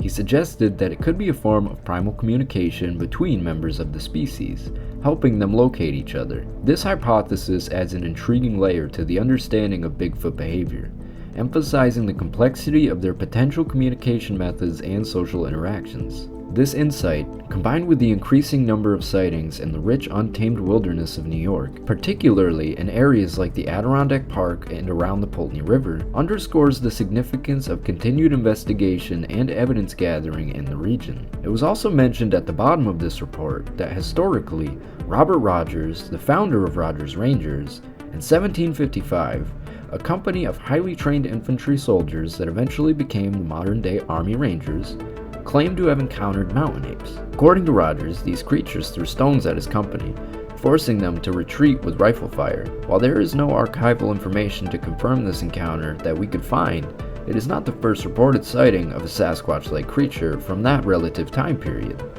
Samuel de Champlain, a French cartographer and explorer, also claimed to have encountered a giant and hairy human-like creature in the early 1600s. Champlain's account adds an early European perspective to the sightings of mysterious creatures in North America. Furthermore, the native tribes of the area, including the Iroquois and Algonquin, have rich oral traditions filled with tales of stone giants and mountain men. These stories have been passed down through generations, suggesting a long-standing awareness of such beings in the region. These historical accounts contribute to the mystique of Bigfoot and underscore the enduring nature of these stories. They suggest that sightings and encounters with mysterious, large, human-like creatures have been part of North American history for centuries. This long history of sightings adds an important context to modern-day investigations and research into the existence of Bigfoot. It also highlights the significance of the ongoing work by researchers and enthusiasts like Brian Gosselin in documenting and understanding these mysterious creatures.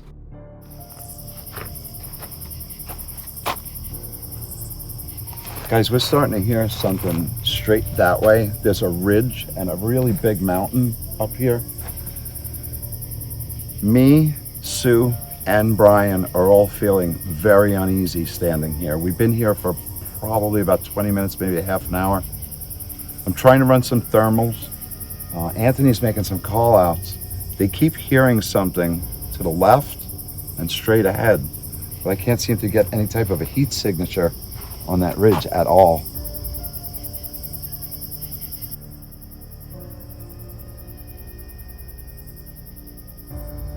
Ooh! Ooh!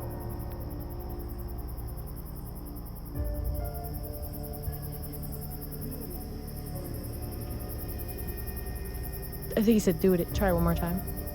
Ooh! Ooh!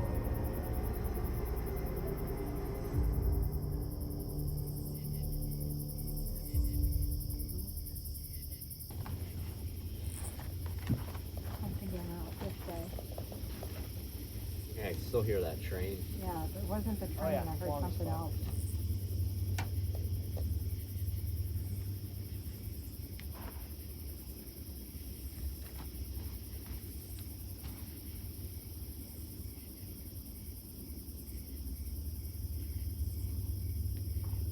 Maybe it was. I thought I heard a low, but maybe it was the train.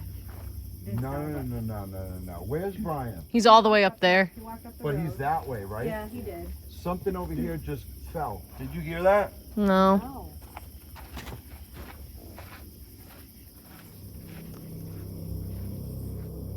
So, guys, Brian was sitting up the road that way on the left side, and I was hanging out down here with everybody else.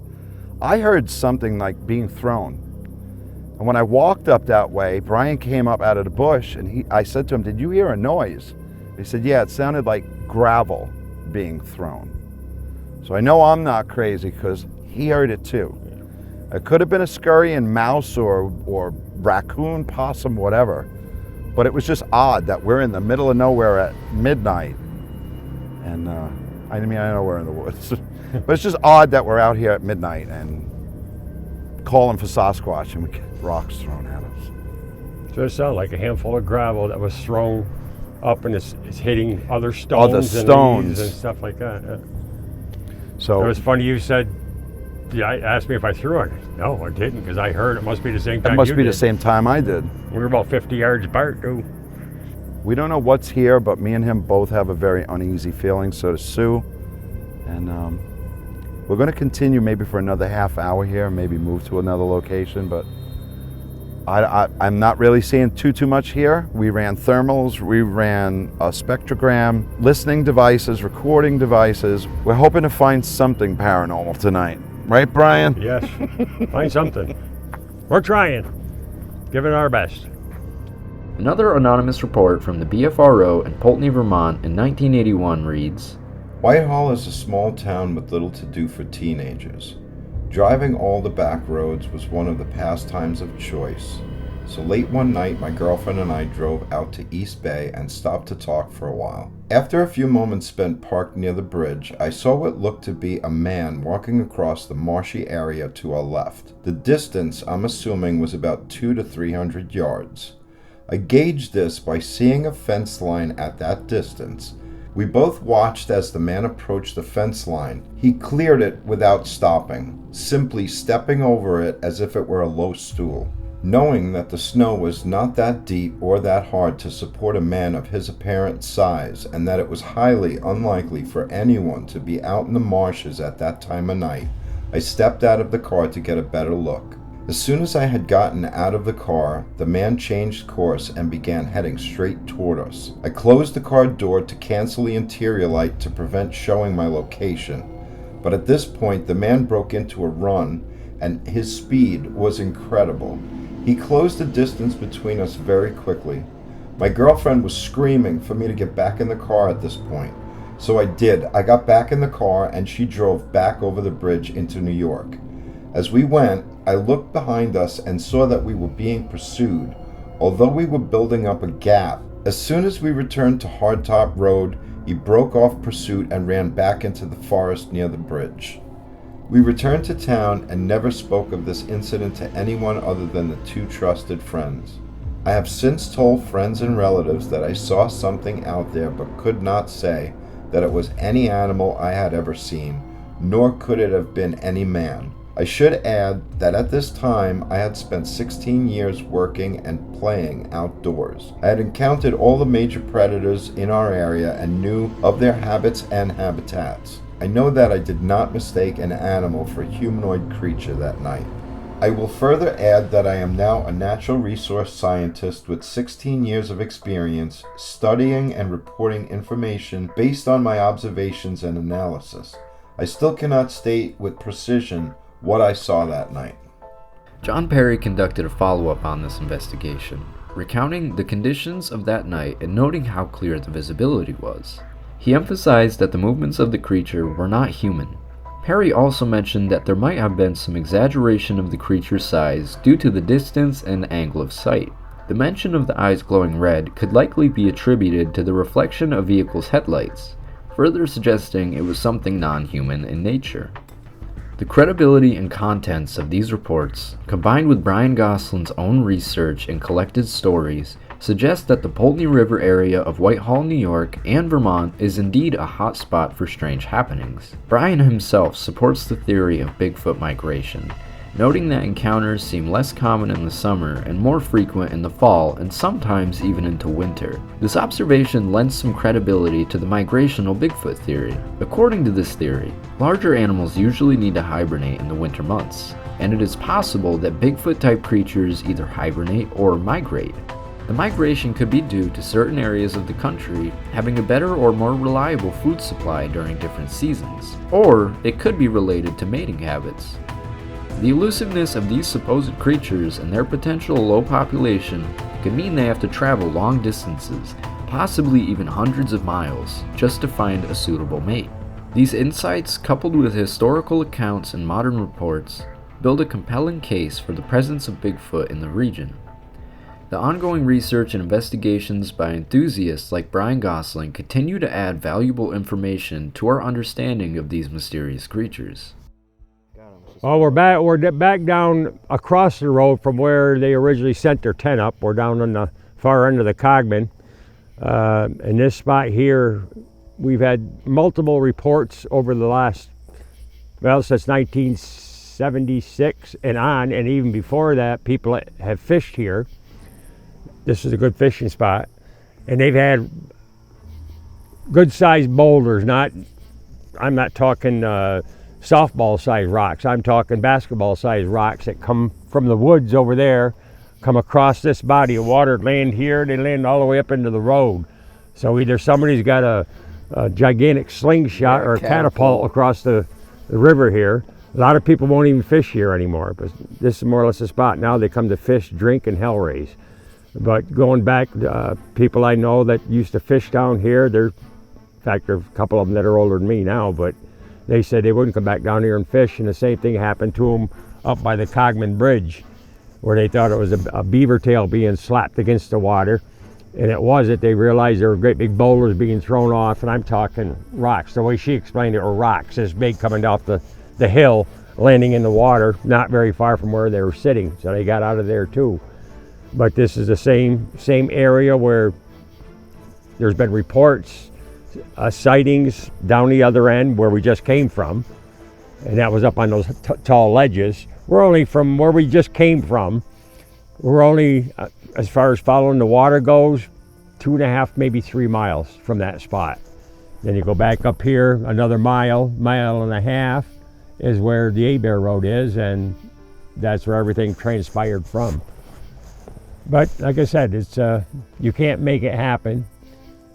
You can just come out, visit, talk, and hope you hear a vocalization or get to see something. Even with a little bit of luck, we'll get a rock thrown at us tonight or something. I don't know.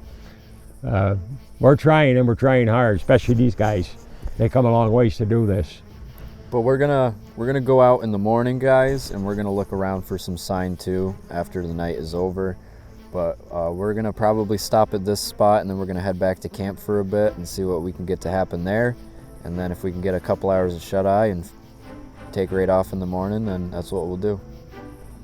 During our field investigation with Brian Gosselin, the weather proved quite challenging, and a thunderstorm prevented us from staying the night and conducting a morning investigation. However, we have plans to continue our field work with Brian, so stay tuned for more updates. Hearing anything? I don't know.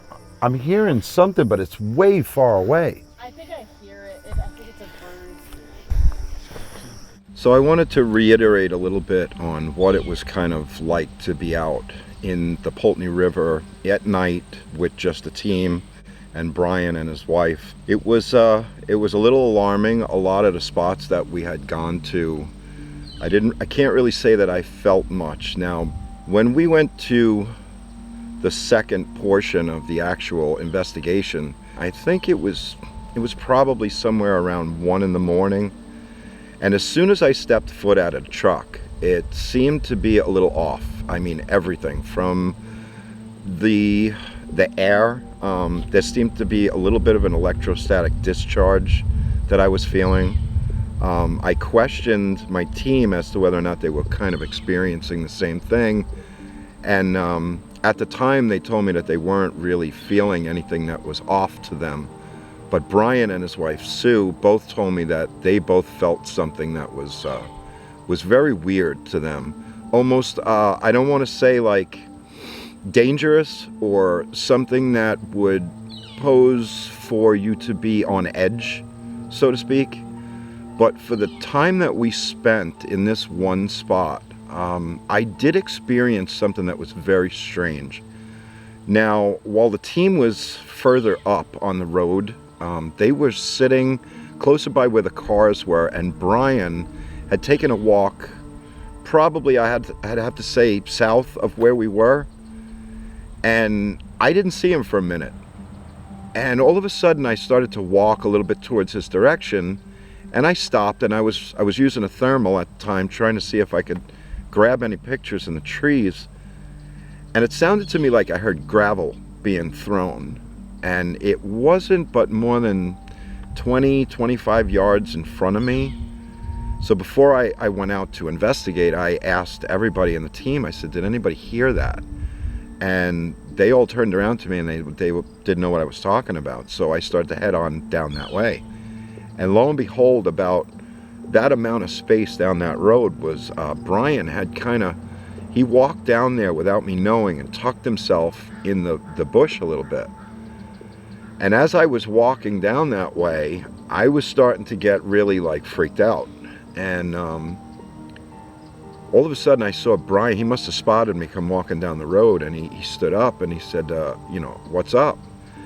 And I said, did you hear something? And he goes, did it sound like gravel being thrown? And I said, yeah. And he turned around to me and he said, yeah, I heard the same thing. But unfortunately the rest of everybody was up by the cars, so they didn't really get an idea of what we both heard. But it was very strange. I'm not saying that it couldn't have been somebody kicking rocks. It could have been anything. But when you're in that kind of environment at night, and you got your mind set for a specific thing that you're looking for, and then you start to hear stuff that shouldn't really be in the equation, it tends to throw you off a little bit. All right, guys, so we've been hanging out for a little bit. We had our lights off, kind of just chilling, talking, seeing if anything was going to come around, but we're going to try something a little different. So I have a didgeridoo. This is an Aborigine instrument from Australia. I doubt Bigfoot here has heard it before, but we're going to kind of try and play a little bit, and I know sometimes they're curious, so we'll just see if anything happens, I suppose.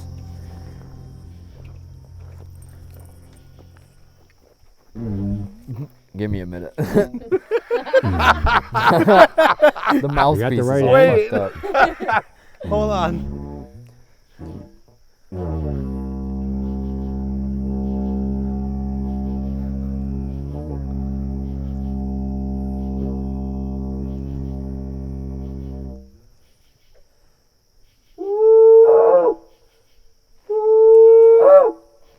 There you go. Oop.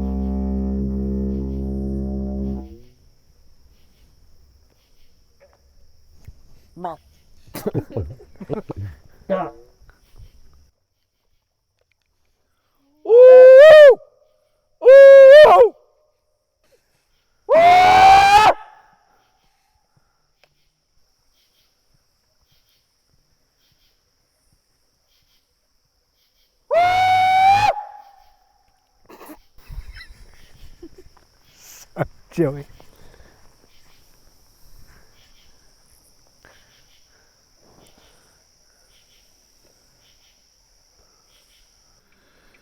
All right, so we kind of got into, Ant tried to use the didgeridoo. We made some calls. And it didn't. And the didgeridoo didn't. The didgeridoo. We tried to listen with a parabolic to see if we can get any kind of call back to what Anthony and Tanner were doing. Unfortunately, we didn't get anything here. It's a really cool spot.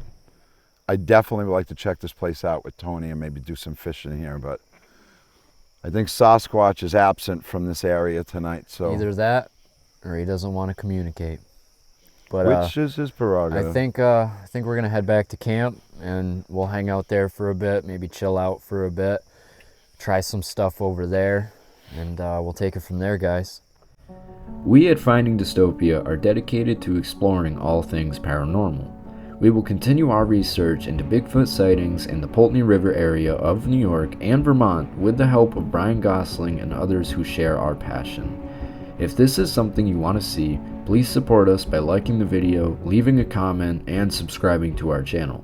Bigfoot will probably continue to be elusive for many years, so all we can do is share stories, continue research, and conduct field investigations. Each sighting and report adds to the body of evidence and helps us get closer to the understanding of these mysterious creatures. And as always, stay scared, everyone.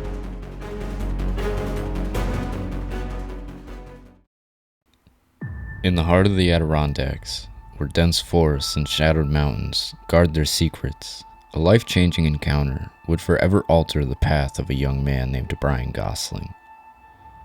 It was 1976. Just 9 years after the world was captivated by the infamous Patty film from Bluff Creek, a moment that ignited imaginations and sparked controversy. But in Whitehall, New York, something even more profound was about to unfold. Brian Gosselin, a local with an insatiable curiosity, came face to face with the unimaginable, with Bigfoot. This harrowing encounter shook Brian to his core. The disbelief, the fear, and the unrelenting questions haunted him, but instead of retreating into shadows of doubt, Brian did something extraordinary. He chose to pursue the truth. Against all odds, Brian became a relentless researcher, delving into the mysteries of Sasquatch with a determination few could match. He combed through forests, interviewed witnesses, and gathered evidence that would span a lifetime. Over the decades, Brian has collected a wealth of evidence, from hair samples to eyewitness testimonies, each piece contributing to the ever-growing puzzle of Bigfoot's existence. His journey is not just one of discovery, but of courage, persistence, and the search for truth in a world that often prefers skepticism over belief. You can delve into Brian's remarkable journey. In his book, he shares the chilling details of his encounter. This is not just a book. It's a testament to the power of belief and the enduring mystery that continues to captivate us all. We at Finding Dystopia have the utmost respect for Brian and his unwavering dedication. We are honored to help him share his story with the world. If you want to support Brian directly, follow the link in the description to purchase his book. Dive into the unknown and decide for yourself. In the quiet heart of the Northeast, where the Green Mountains stretch towards the sky, there lies a river shrouded in mystery and beauty. The Poultney River, with its untamed banks and hidden secrets, beckons those who dare to explore its depths. Today, we join Brian Gosselin on a journey unlike any other. 6 miles downstream, starting at the Carver Falls Dam, in search of evidence that might bring us closer to the understanding of the legend of Sasquatch. With the river at an all-time low, conditions were far from ideal. The journey would be harsh, the waters unpredictable, but for Brian, this was the perfect opportunity to uncover what the wilderness might reveal. As we pushed off from shore, the riverbanks, seldom touched by human presence, unfolded before us. An ecosystem so diverse, so vibrant, it felt as though we had stepped into another world. This was not the New York or Vermont that we knew. This was something far more ancient, far more wild.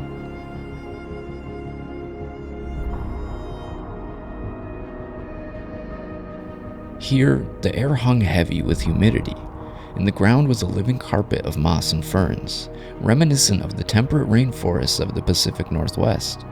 The trees along the riverbank, their roots exposed like mangroves, reached deep into the riverbed, anchoring themselves to the earth, just as we anchored ourselves to the hope of discovery. This untamed land, teeming with life, offered a glimpse into a world where nature reigns supreme. Deer, beavers, raccoons all left their marks, tracks that whispered of the life that thrives here, far from the touch of civilization. And yet, in this remote wilderness, there could be something more. A creature so elusive, so intertwined with the very fabric of this landscape, that it has evaded capture for generations. I thought that I was the only one crazy enough to take a boat down this river, but it makes perfect sense. If anything's out here, it's in places like this. His words lingered in the air as we continued our journey, every bend in the river offering a new possibility, every rustle in the undergrowth a hint of what might be watching from the shadows. Keep your eyeballs open on those sandbars. I am. I'm listening and watching everything. It's so quiet. Do they come out in the daytime? Yeah. Yep. I'd say you're more likely to see one in the daytime. Well, they said dawn and dusk. Well, someplace like this, they'd be out. If they want to drink water or whatever. Through the dense foliage, the tangled roots, and the still waters, we searched, hoping to find the evidence that had eluded so many before us. The landscape here, with its rough terrain and lack of human visitors, seemed an ideal habitat for Sasquatch, a place where it could thrive, hidden from the prying eyes of the modern world. This journey down the Poultney River was not just a quest for proof. It was a journey into the wild heart of nature, a reminder of the mysteries that still lie beyond our reach. Whether or not we could find what we seek, the river will continue to flow, and the legend of Sasquatch will endure, carried on the current, waiting for the next adventurer to follow its call.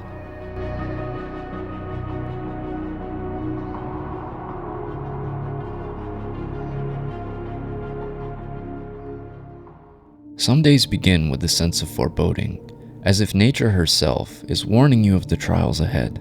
Our journey down the Poultney River was one of those days. What was meant to be a simple 8-mile expedition quickly turned into a test of endurance, willpower, and respect for the untamed wilderness. Right from the start, the signs were there. Our producer and camerawoman suffered a hard fall, but her resolve never wavered.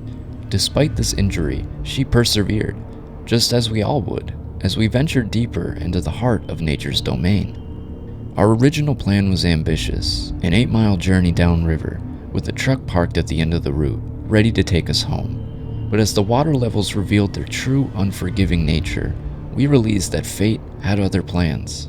Brian, Joseph Sirigliano, a seasoned paranormal researcher, and myself spent most of the day out of the boats, pushing and pulling our way through the riverbed, instead of the peaceful float we had imagined. It was a stark reminder to never underestimate Mother Nature. What we thought would be a serene journey turned into a grueling 6-mile trek, where every step was a battle against the elements. But giving up was never an option. With every bend in the river, every moment of struggle, we knew we were being tested, not just physically, but mentally and spiritually. The Poultney River was teaching us a lesson in humility, patience, and the raw, unyielding power of the natural world. So what's up, guys? We finally got to the Poultney River with Brian. We just got the boats in the water, and we've hit some rocks on the way down here. It was a little bumpy ride getting in, but it's really fun now. We finally got ourselves down the river a little bit, so the water's a little higher. We're missing rocks. Brian and Anthony are down that way. They found deer tracks on the first bank that we stopped at. The deer tracks sometimes can indicate food sources for Sasquatch. So they decided to walk the riverbank and see if they could find any tracks possibly.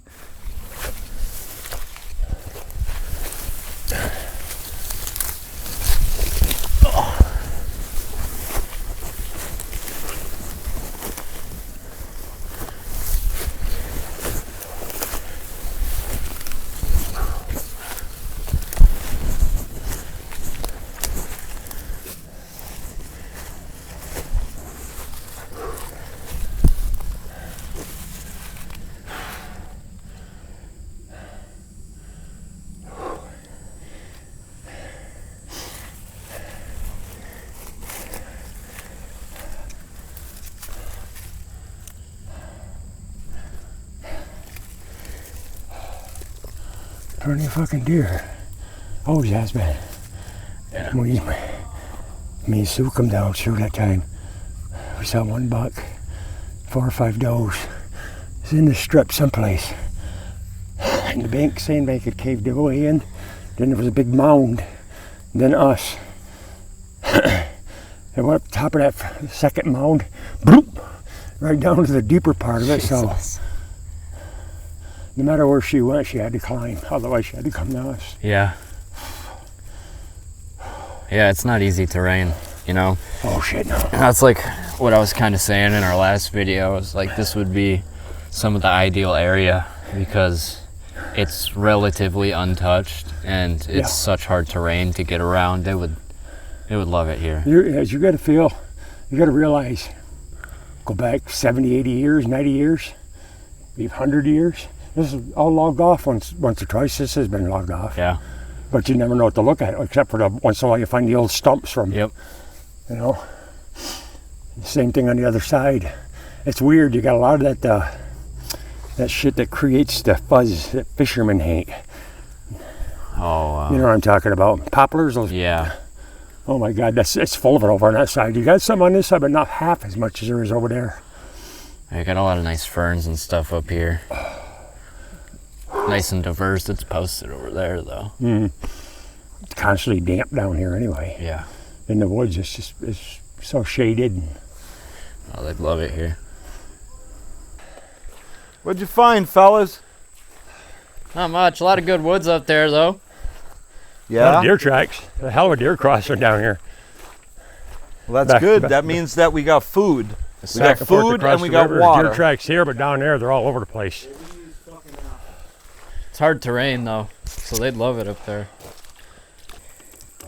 Yeah, I was telling him if you get into these woods, you go maybe half a mile that way.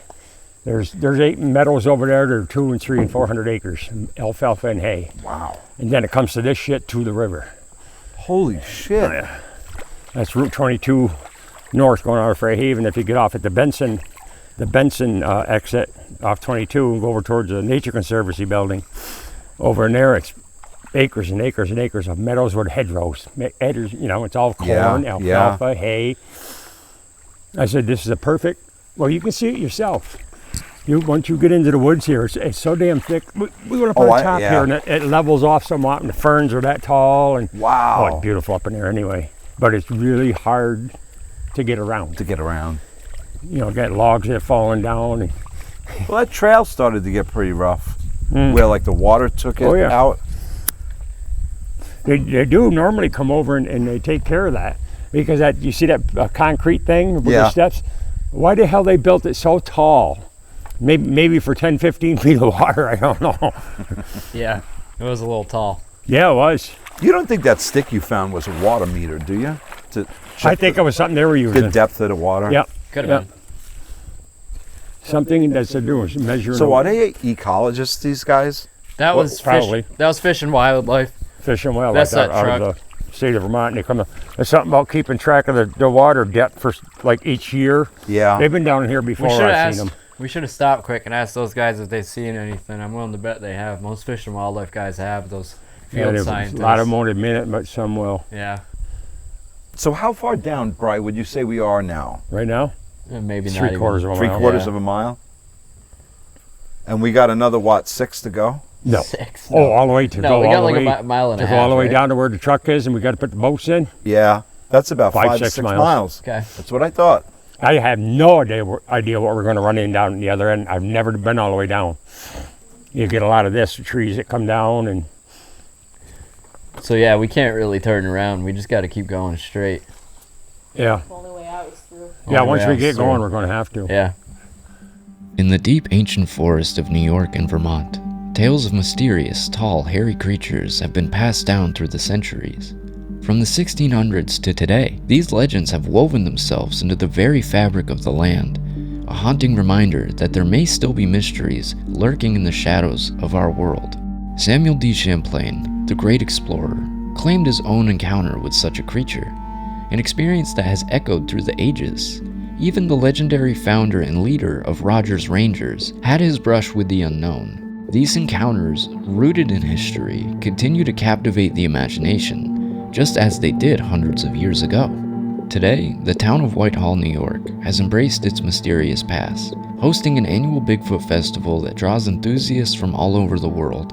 Among them, Brian Gosselin and his wife, Sue, stand as pillars of this community, sharing their story and their research with those who are drawn to the mystery of Sasquatch. Each year, Brian takes the main stage to recount his harrowing 1976 encounter, a moment that not only changed his life, but also left a lasting impact on the town of Whitehall and its surrounding areas. His story, like so many others, adds to the growing tapestry of tales that suggest something extraordinary may just be out there. These stories are not unique to New York and Vermont. Across the globe and throughout history, cultures that had no contact with one another share strikingly similar legends of tall, hairy beings that could walk like men, but live hidden from the human eye. Could this be mere coincidence, or is there something more at play? We didn't go up in there, right? What's that? We did. Is that where we? No, that's not where we went up. No. No. What the hell? It was back there a little ways. Well, you see, something has been there. Yeah, it looks to me like it has too. Right there. Yeah. Going up that way.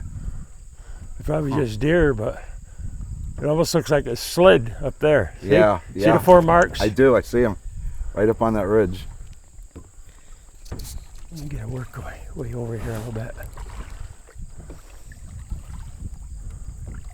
All right, smooth sailing for a little ways. Whatever it is, it's slid to enough where it's even got the mud piled up. See it right here? See where Oh yeah. See where it's rolled right up? Something that's of good size slid down that freaking bank. I got to. Holy shit! I do. I see that. I gotta check stop this out. recording.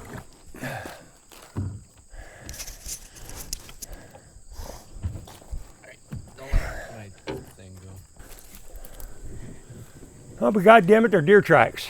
Are they? Yeah. That's what came sliding down there, Brian? Yep. All I see is deer tracks. Well, look at. It must be either that. There's something up there. The water would have come down here, lickety split, because You think it's it that could have wide. been from the tree too? Huh? Think it could have been from this tree? I was wondering if that's the tree that come down through there. Well, I don't know. I feel like the roots almost look like this thing was sitting on the edge already. You know Yeah, what I that mean? could be the ground that belongs here, right there. And there's It could deer have been tracks. this tree though. Yeah. That could have come down the river. Who the hell True. knows? Shit. I was hoping. Theories abound. Some believe Sasquatch is an undiscovered species of megafauna, a distant relative of humans that has evaded detection. Others speculate it might be an extraterrestrial visitor, or even a spiritual guardian of the natural world. The truth, however, remains elusive, just like the creature itself. As we ponder these mysteries, we're reminded of our own responsibility to the earth. The forests of New York and Vermont, like so many others, are under threat from invasive species and constant human encroachment. Whether or not you believe in Sasquatch, one thing is certain. The best way to honor these legends is to protect the natural world they are said to inhabit. Respect the earth, preserve our forests, support environmental cleanup and conservation efforts. Even if you're not searching for Bigfoot, you can help ensure that the wild places of our world remain wild, and that the mysteries they hold, whatever they may be, are given the chance to flourish. Keep watching in the woods, looking for I'm shadows. looking, dude.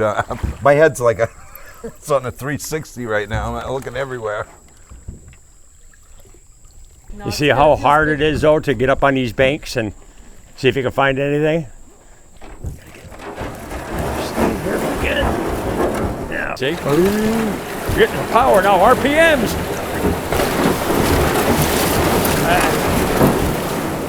We gotta go that way. It's okay. It's all right. It's a good spot to pull up. Oh, there goes my boat. There goes your boat. We gotta catch his boat.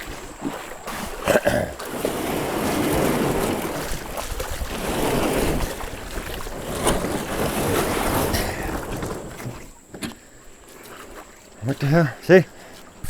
Now it looks like a boat was dragged up here. Is that what that is? Those are 5-gallon buckets somebody's been sitting on. Okay. If somebody else did the same thing we're doing. See this way this lane goes in, a few hundred yards, and it goes right out towards Abair Road. There's some raccoon prints, Brian. Oh, got raccoon here? I see deer, and one of them was a fawn. Bill strip. So we're finding a lot of deer tracks, guys, up here, which is really cool because actually they're a food source for these creatures. It's so beautiful here, though, man. Unbelievable. Whereabouts you parking your truck, Brian? What? You know the bridge we crossed to go over to Galix? Right here. That's the bridge right there, right? Right there, In yeah. Whitehall. We're right on the Vermont side of the bridge, about 50 feet up on the left. Like 4 miles, 4.5 miles. Yeah. So.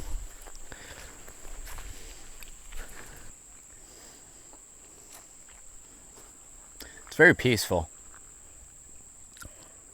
I see what you mean, Brian, by when you hear a sound out here, you hear it. You hear it. I mean, we did the investigation for Tom Messick that disappeared up in Brant Lake. Now, where he was situated, he was like 2 miles up Lily Pond Road. Very heavy, dense forest back there. And it wasn't this quiet. Huh. This is dead silence.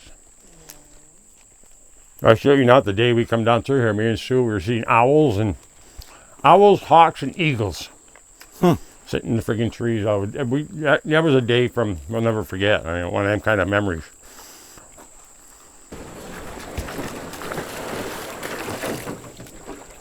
Oh, thought that was a crayfish.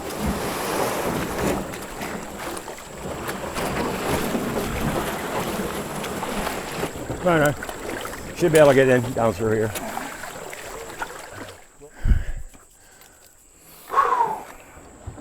Ah, we're moving again.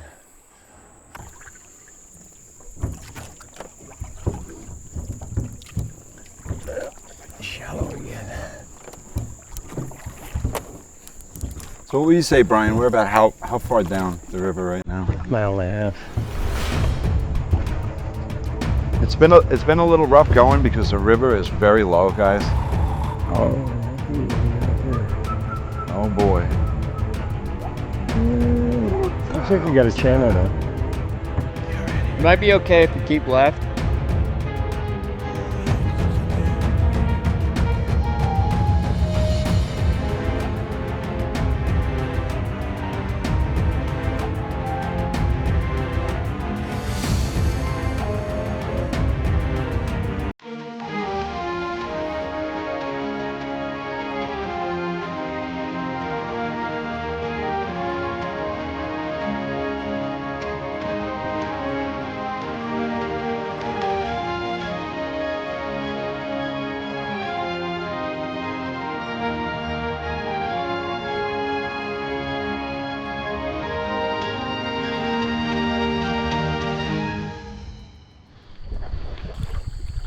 Stopping for a minute? Yeah, this is a nice spot here, Tony. Let me get out, Brian. Let me get out. Looks like there must be 2 deer tracks together. That's a good size. Right, it's big. That's a good one.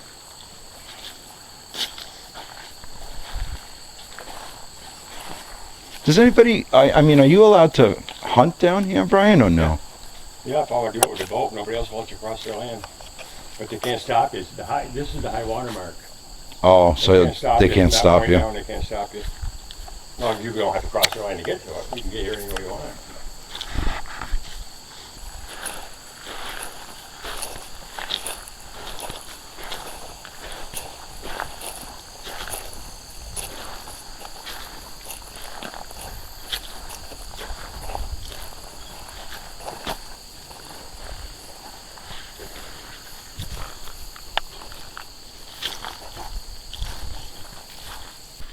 It almost looks like somebody's been going that way.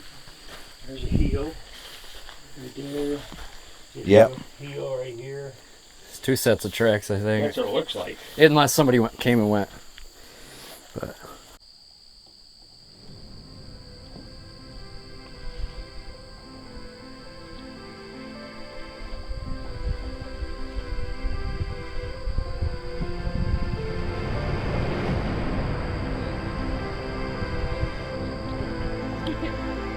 Our ride has arrived.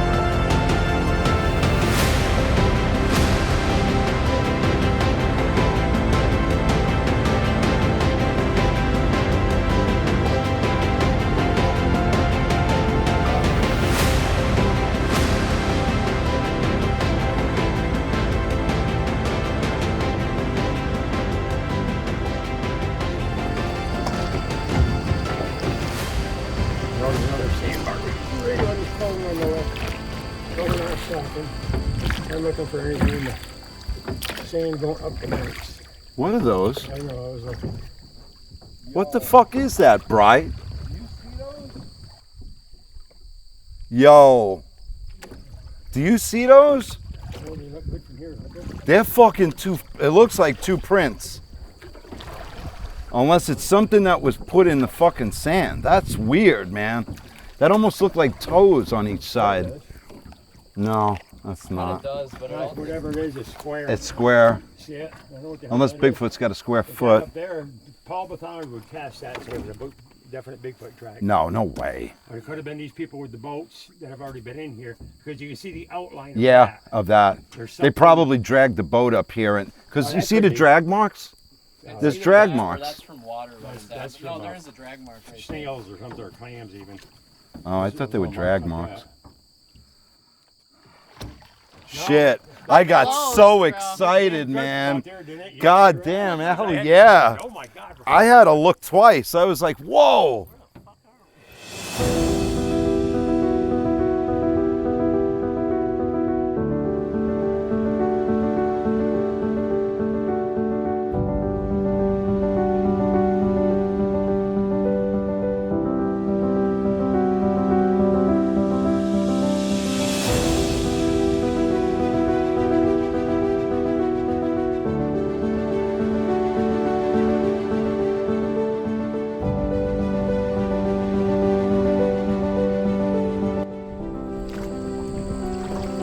At least we got a little smooth sailing right here, Brian. This is really fucking nice.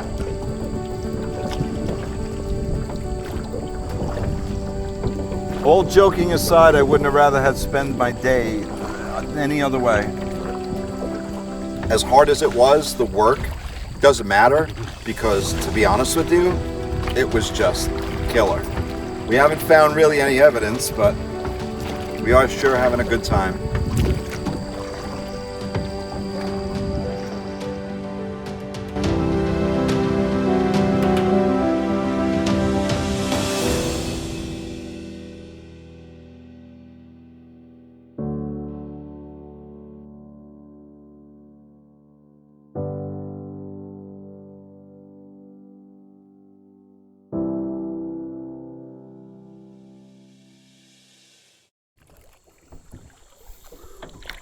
This is where we want to look. Yeah. Well, I'm not seeing nothing yet. No, but I'm keeping my eyes peeled for anything. Although I can't really see what's in the ground. This is deep. Yeah. I can tell Yeah. how far down it goes. drops It just off. drops right the fuck off. Good. Maybe it'll stay that way. Yeah. It's like you've been lifting weights all day.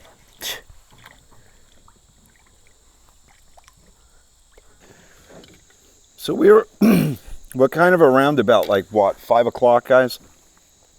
Which is prime time for these things to be around. We struggled a little bit coming down the river because we hit a lot of sand, very low water levels, like I said before. But now we're in deeper waters, just kind of hanging out. We're just gonna sit here for a minute, see if we can hear anything.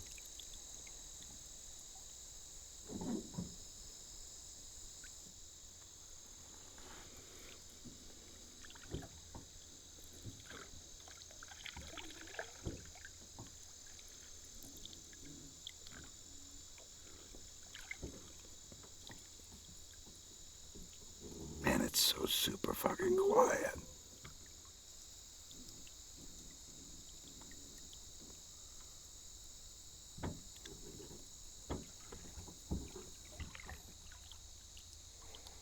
Ooh!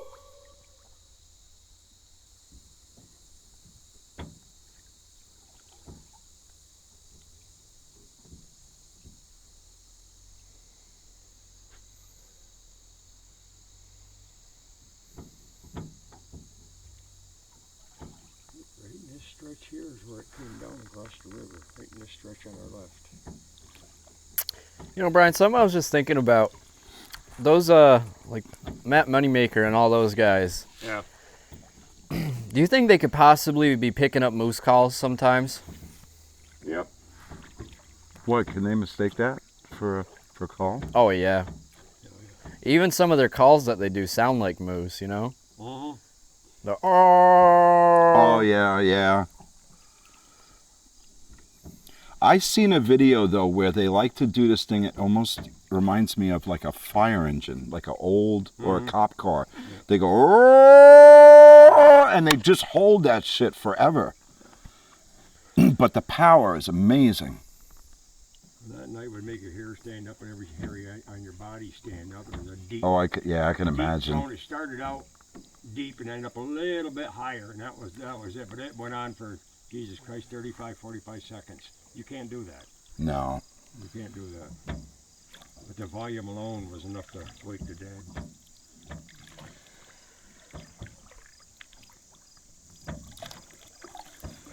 You know, ironically, it almost feels like you could be being watched at any moment, because they got a hell of a way to camouflage.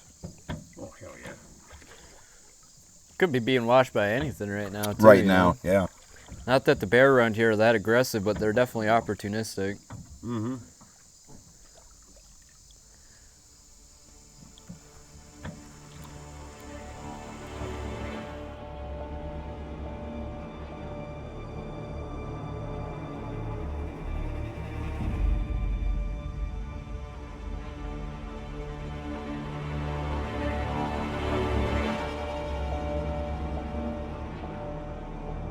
As we passed under a bridge, a loud splash behind us sent ripples through both the water and our nerves.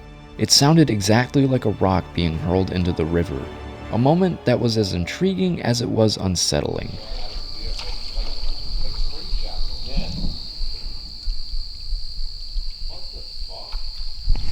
Whoa! You hear that? What? Some just jumped in the water, or got thrown in the water. That's a cutter.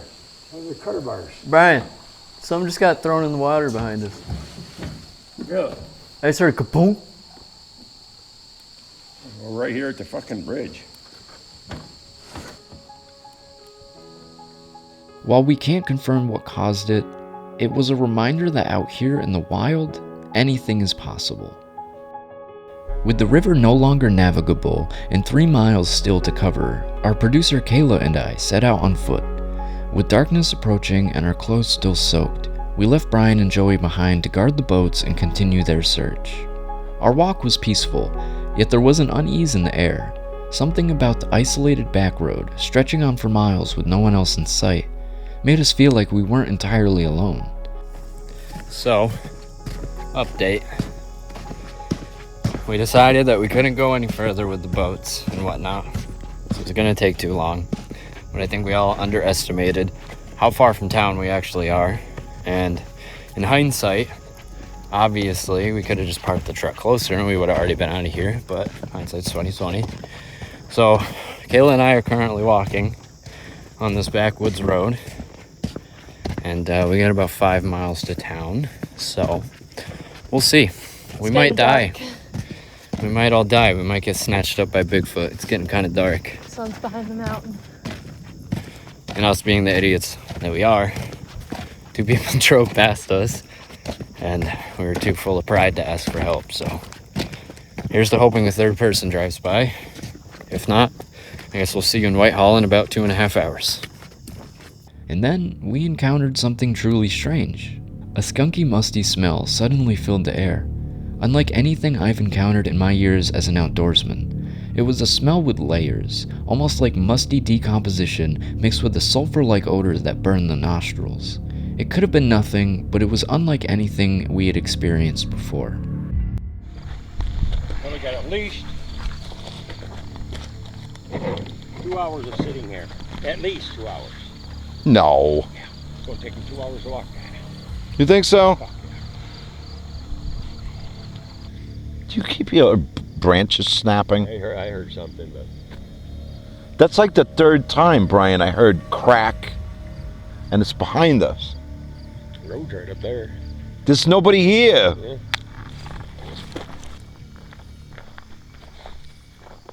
Fucking marsh back there. It's all marsh. It goes back there about 3 miles. Wow. Is it like travelable? It's all bogs. Bogs. No, it's the same thing. It's on that side of the road down the other end.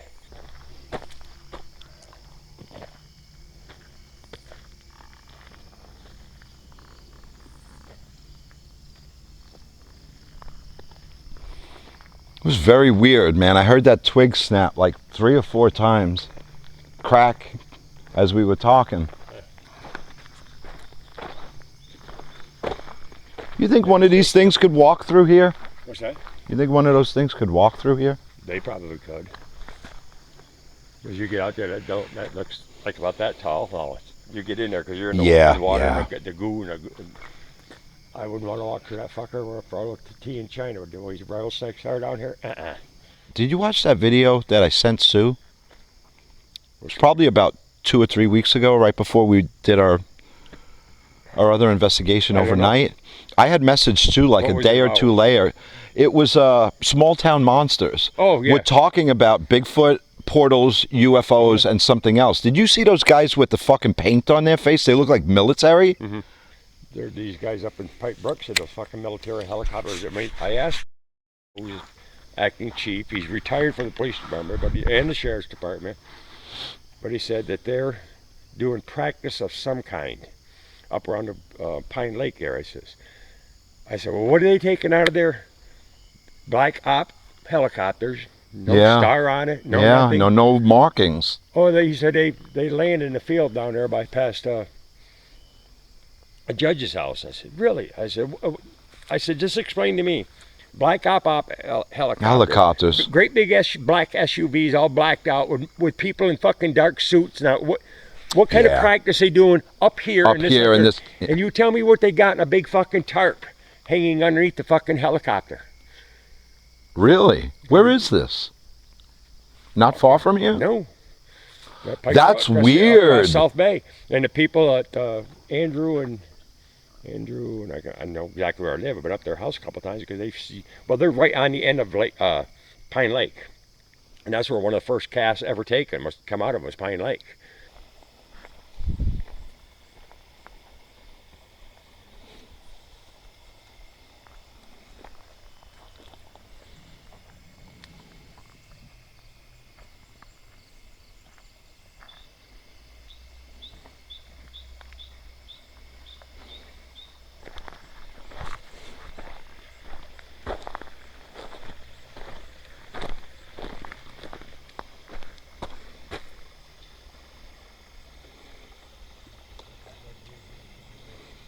You scared me, Brian.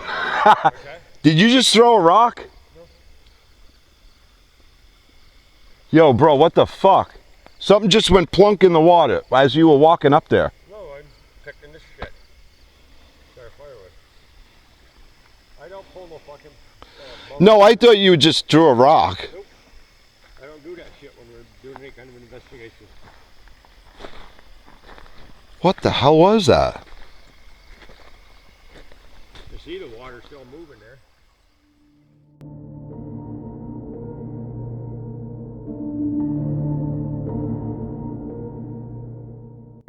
You're good. It's been a long fucking day, Josh. Nice to meet you, man. Do you need any water or anything? You guys got everything? We got stuff. We tried to do a little Poultney blast today down the river, and the fucking water was so low, it was a nightmare. We pushed the boat through gravel almost as much as we rode. Yeah. No kidding. There's 3 of us in the boat, and then I run a YouTube channel. No shit. Cool. Yeah, and me and Brian have been kind of scouting around for Bigfoot in this area. Been spotted a lot. Coming here for a long time, man. He's Brian Gosselin, the cop that saw it in Whitehall. I know it. He's a man. Fucking A. Fucking Well, there's been so many reports here off in this spot so many times over the years. And I'm going back 40 years. I've partied here for 30 years. 30 years. I've heard shit in the woods that we've all fucking left. Oh, I mean, 10 of us. You're not the only one. Turned around and fucking fucked a beer. Let's go. Rocks. What kind of stuff did you experience? On the road and shit. And I don't really want to delve into it, really, because I hear you. No, I was hoping he came from that way and might have saw him. His vehicle sounded just like Anthony's. He's got that little bit of an exhaust leak. So I was like, is that Tony? Yeah. The kids had to walk back to get the car. You said an hour ago? About an hour and a half ago. So and they had to walk about 3 miles. They should have made it by now. Yeah, that's what I thought. Want me to go and do a run? Would you do that? Would you do that? That'd be awesome, Josh. Would. I'll give you a few bucks to do it, man. Whatever, dude. Don't fucking give me no cash. I mean, oh no, don't give me any money. He's joking. Seriously. He's joking. Yeah, no. He was joking. I'm serious. I know. Yeah, I mean, somebody's got to go check on and make sure everything. Make sure, man. My truck is a 08 GMC. Beautiful friggin' LXZ Silverado. So you came upriver? Yeah, what it is that my wife bring me down that end of the bridge before she went to work and dropped my truck off so we could get the boats, because you got to have transportation from that way back all the way back to Carver's Falls Dam. Yeah. And so I put my truck down there. And we did our tour. Supposed tour. Oh shit! I'm still fucking soaked. I was in the water.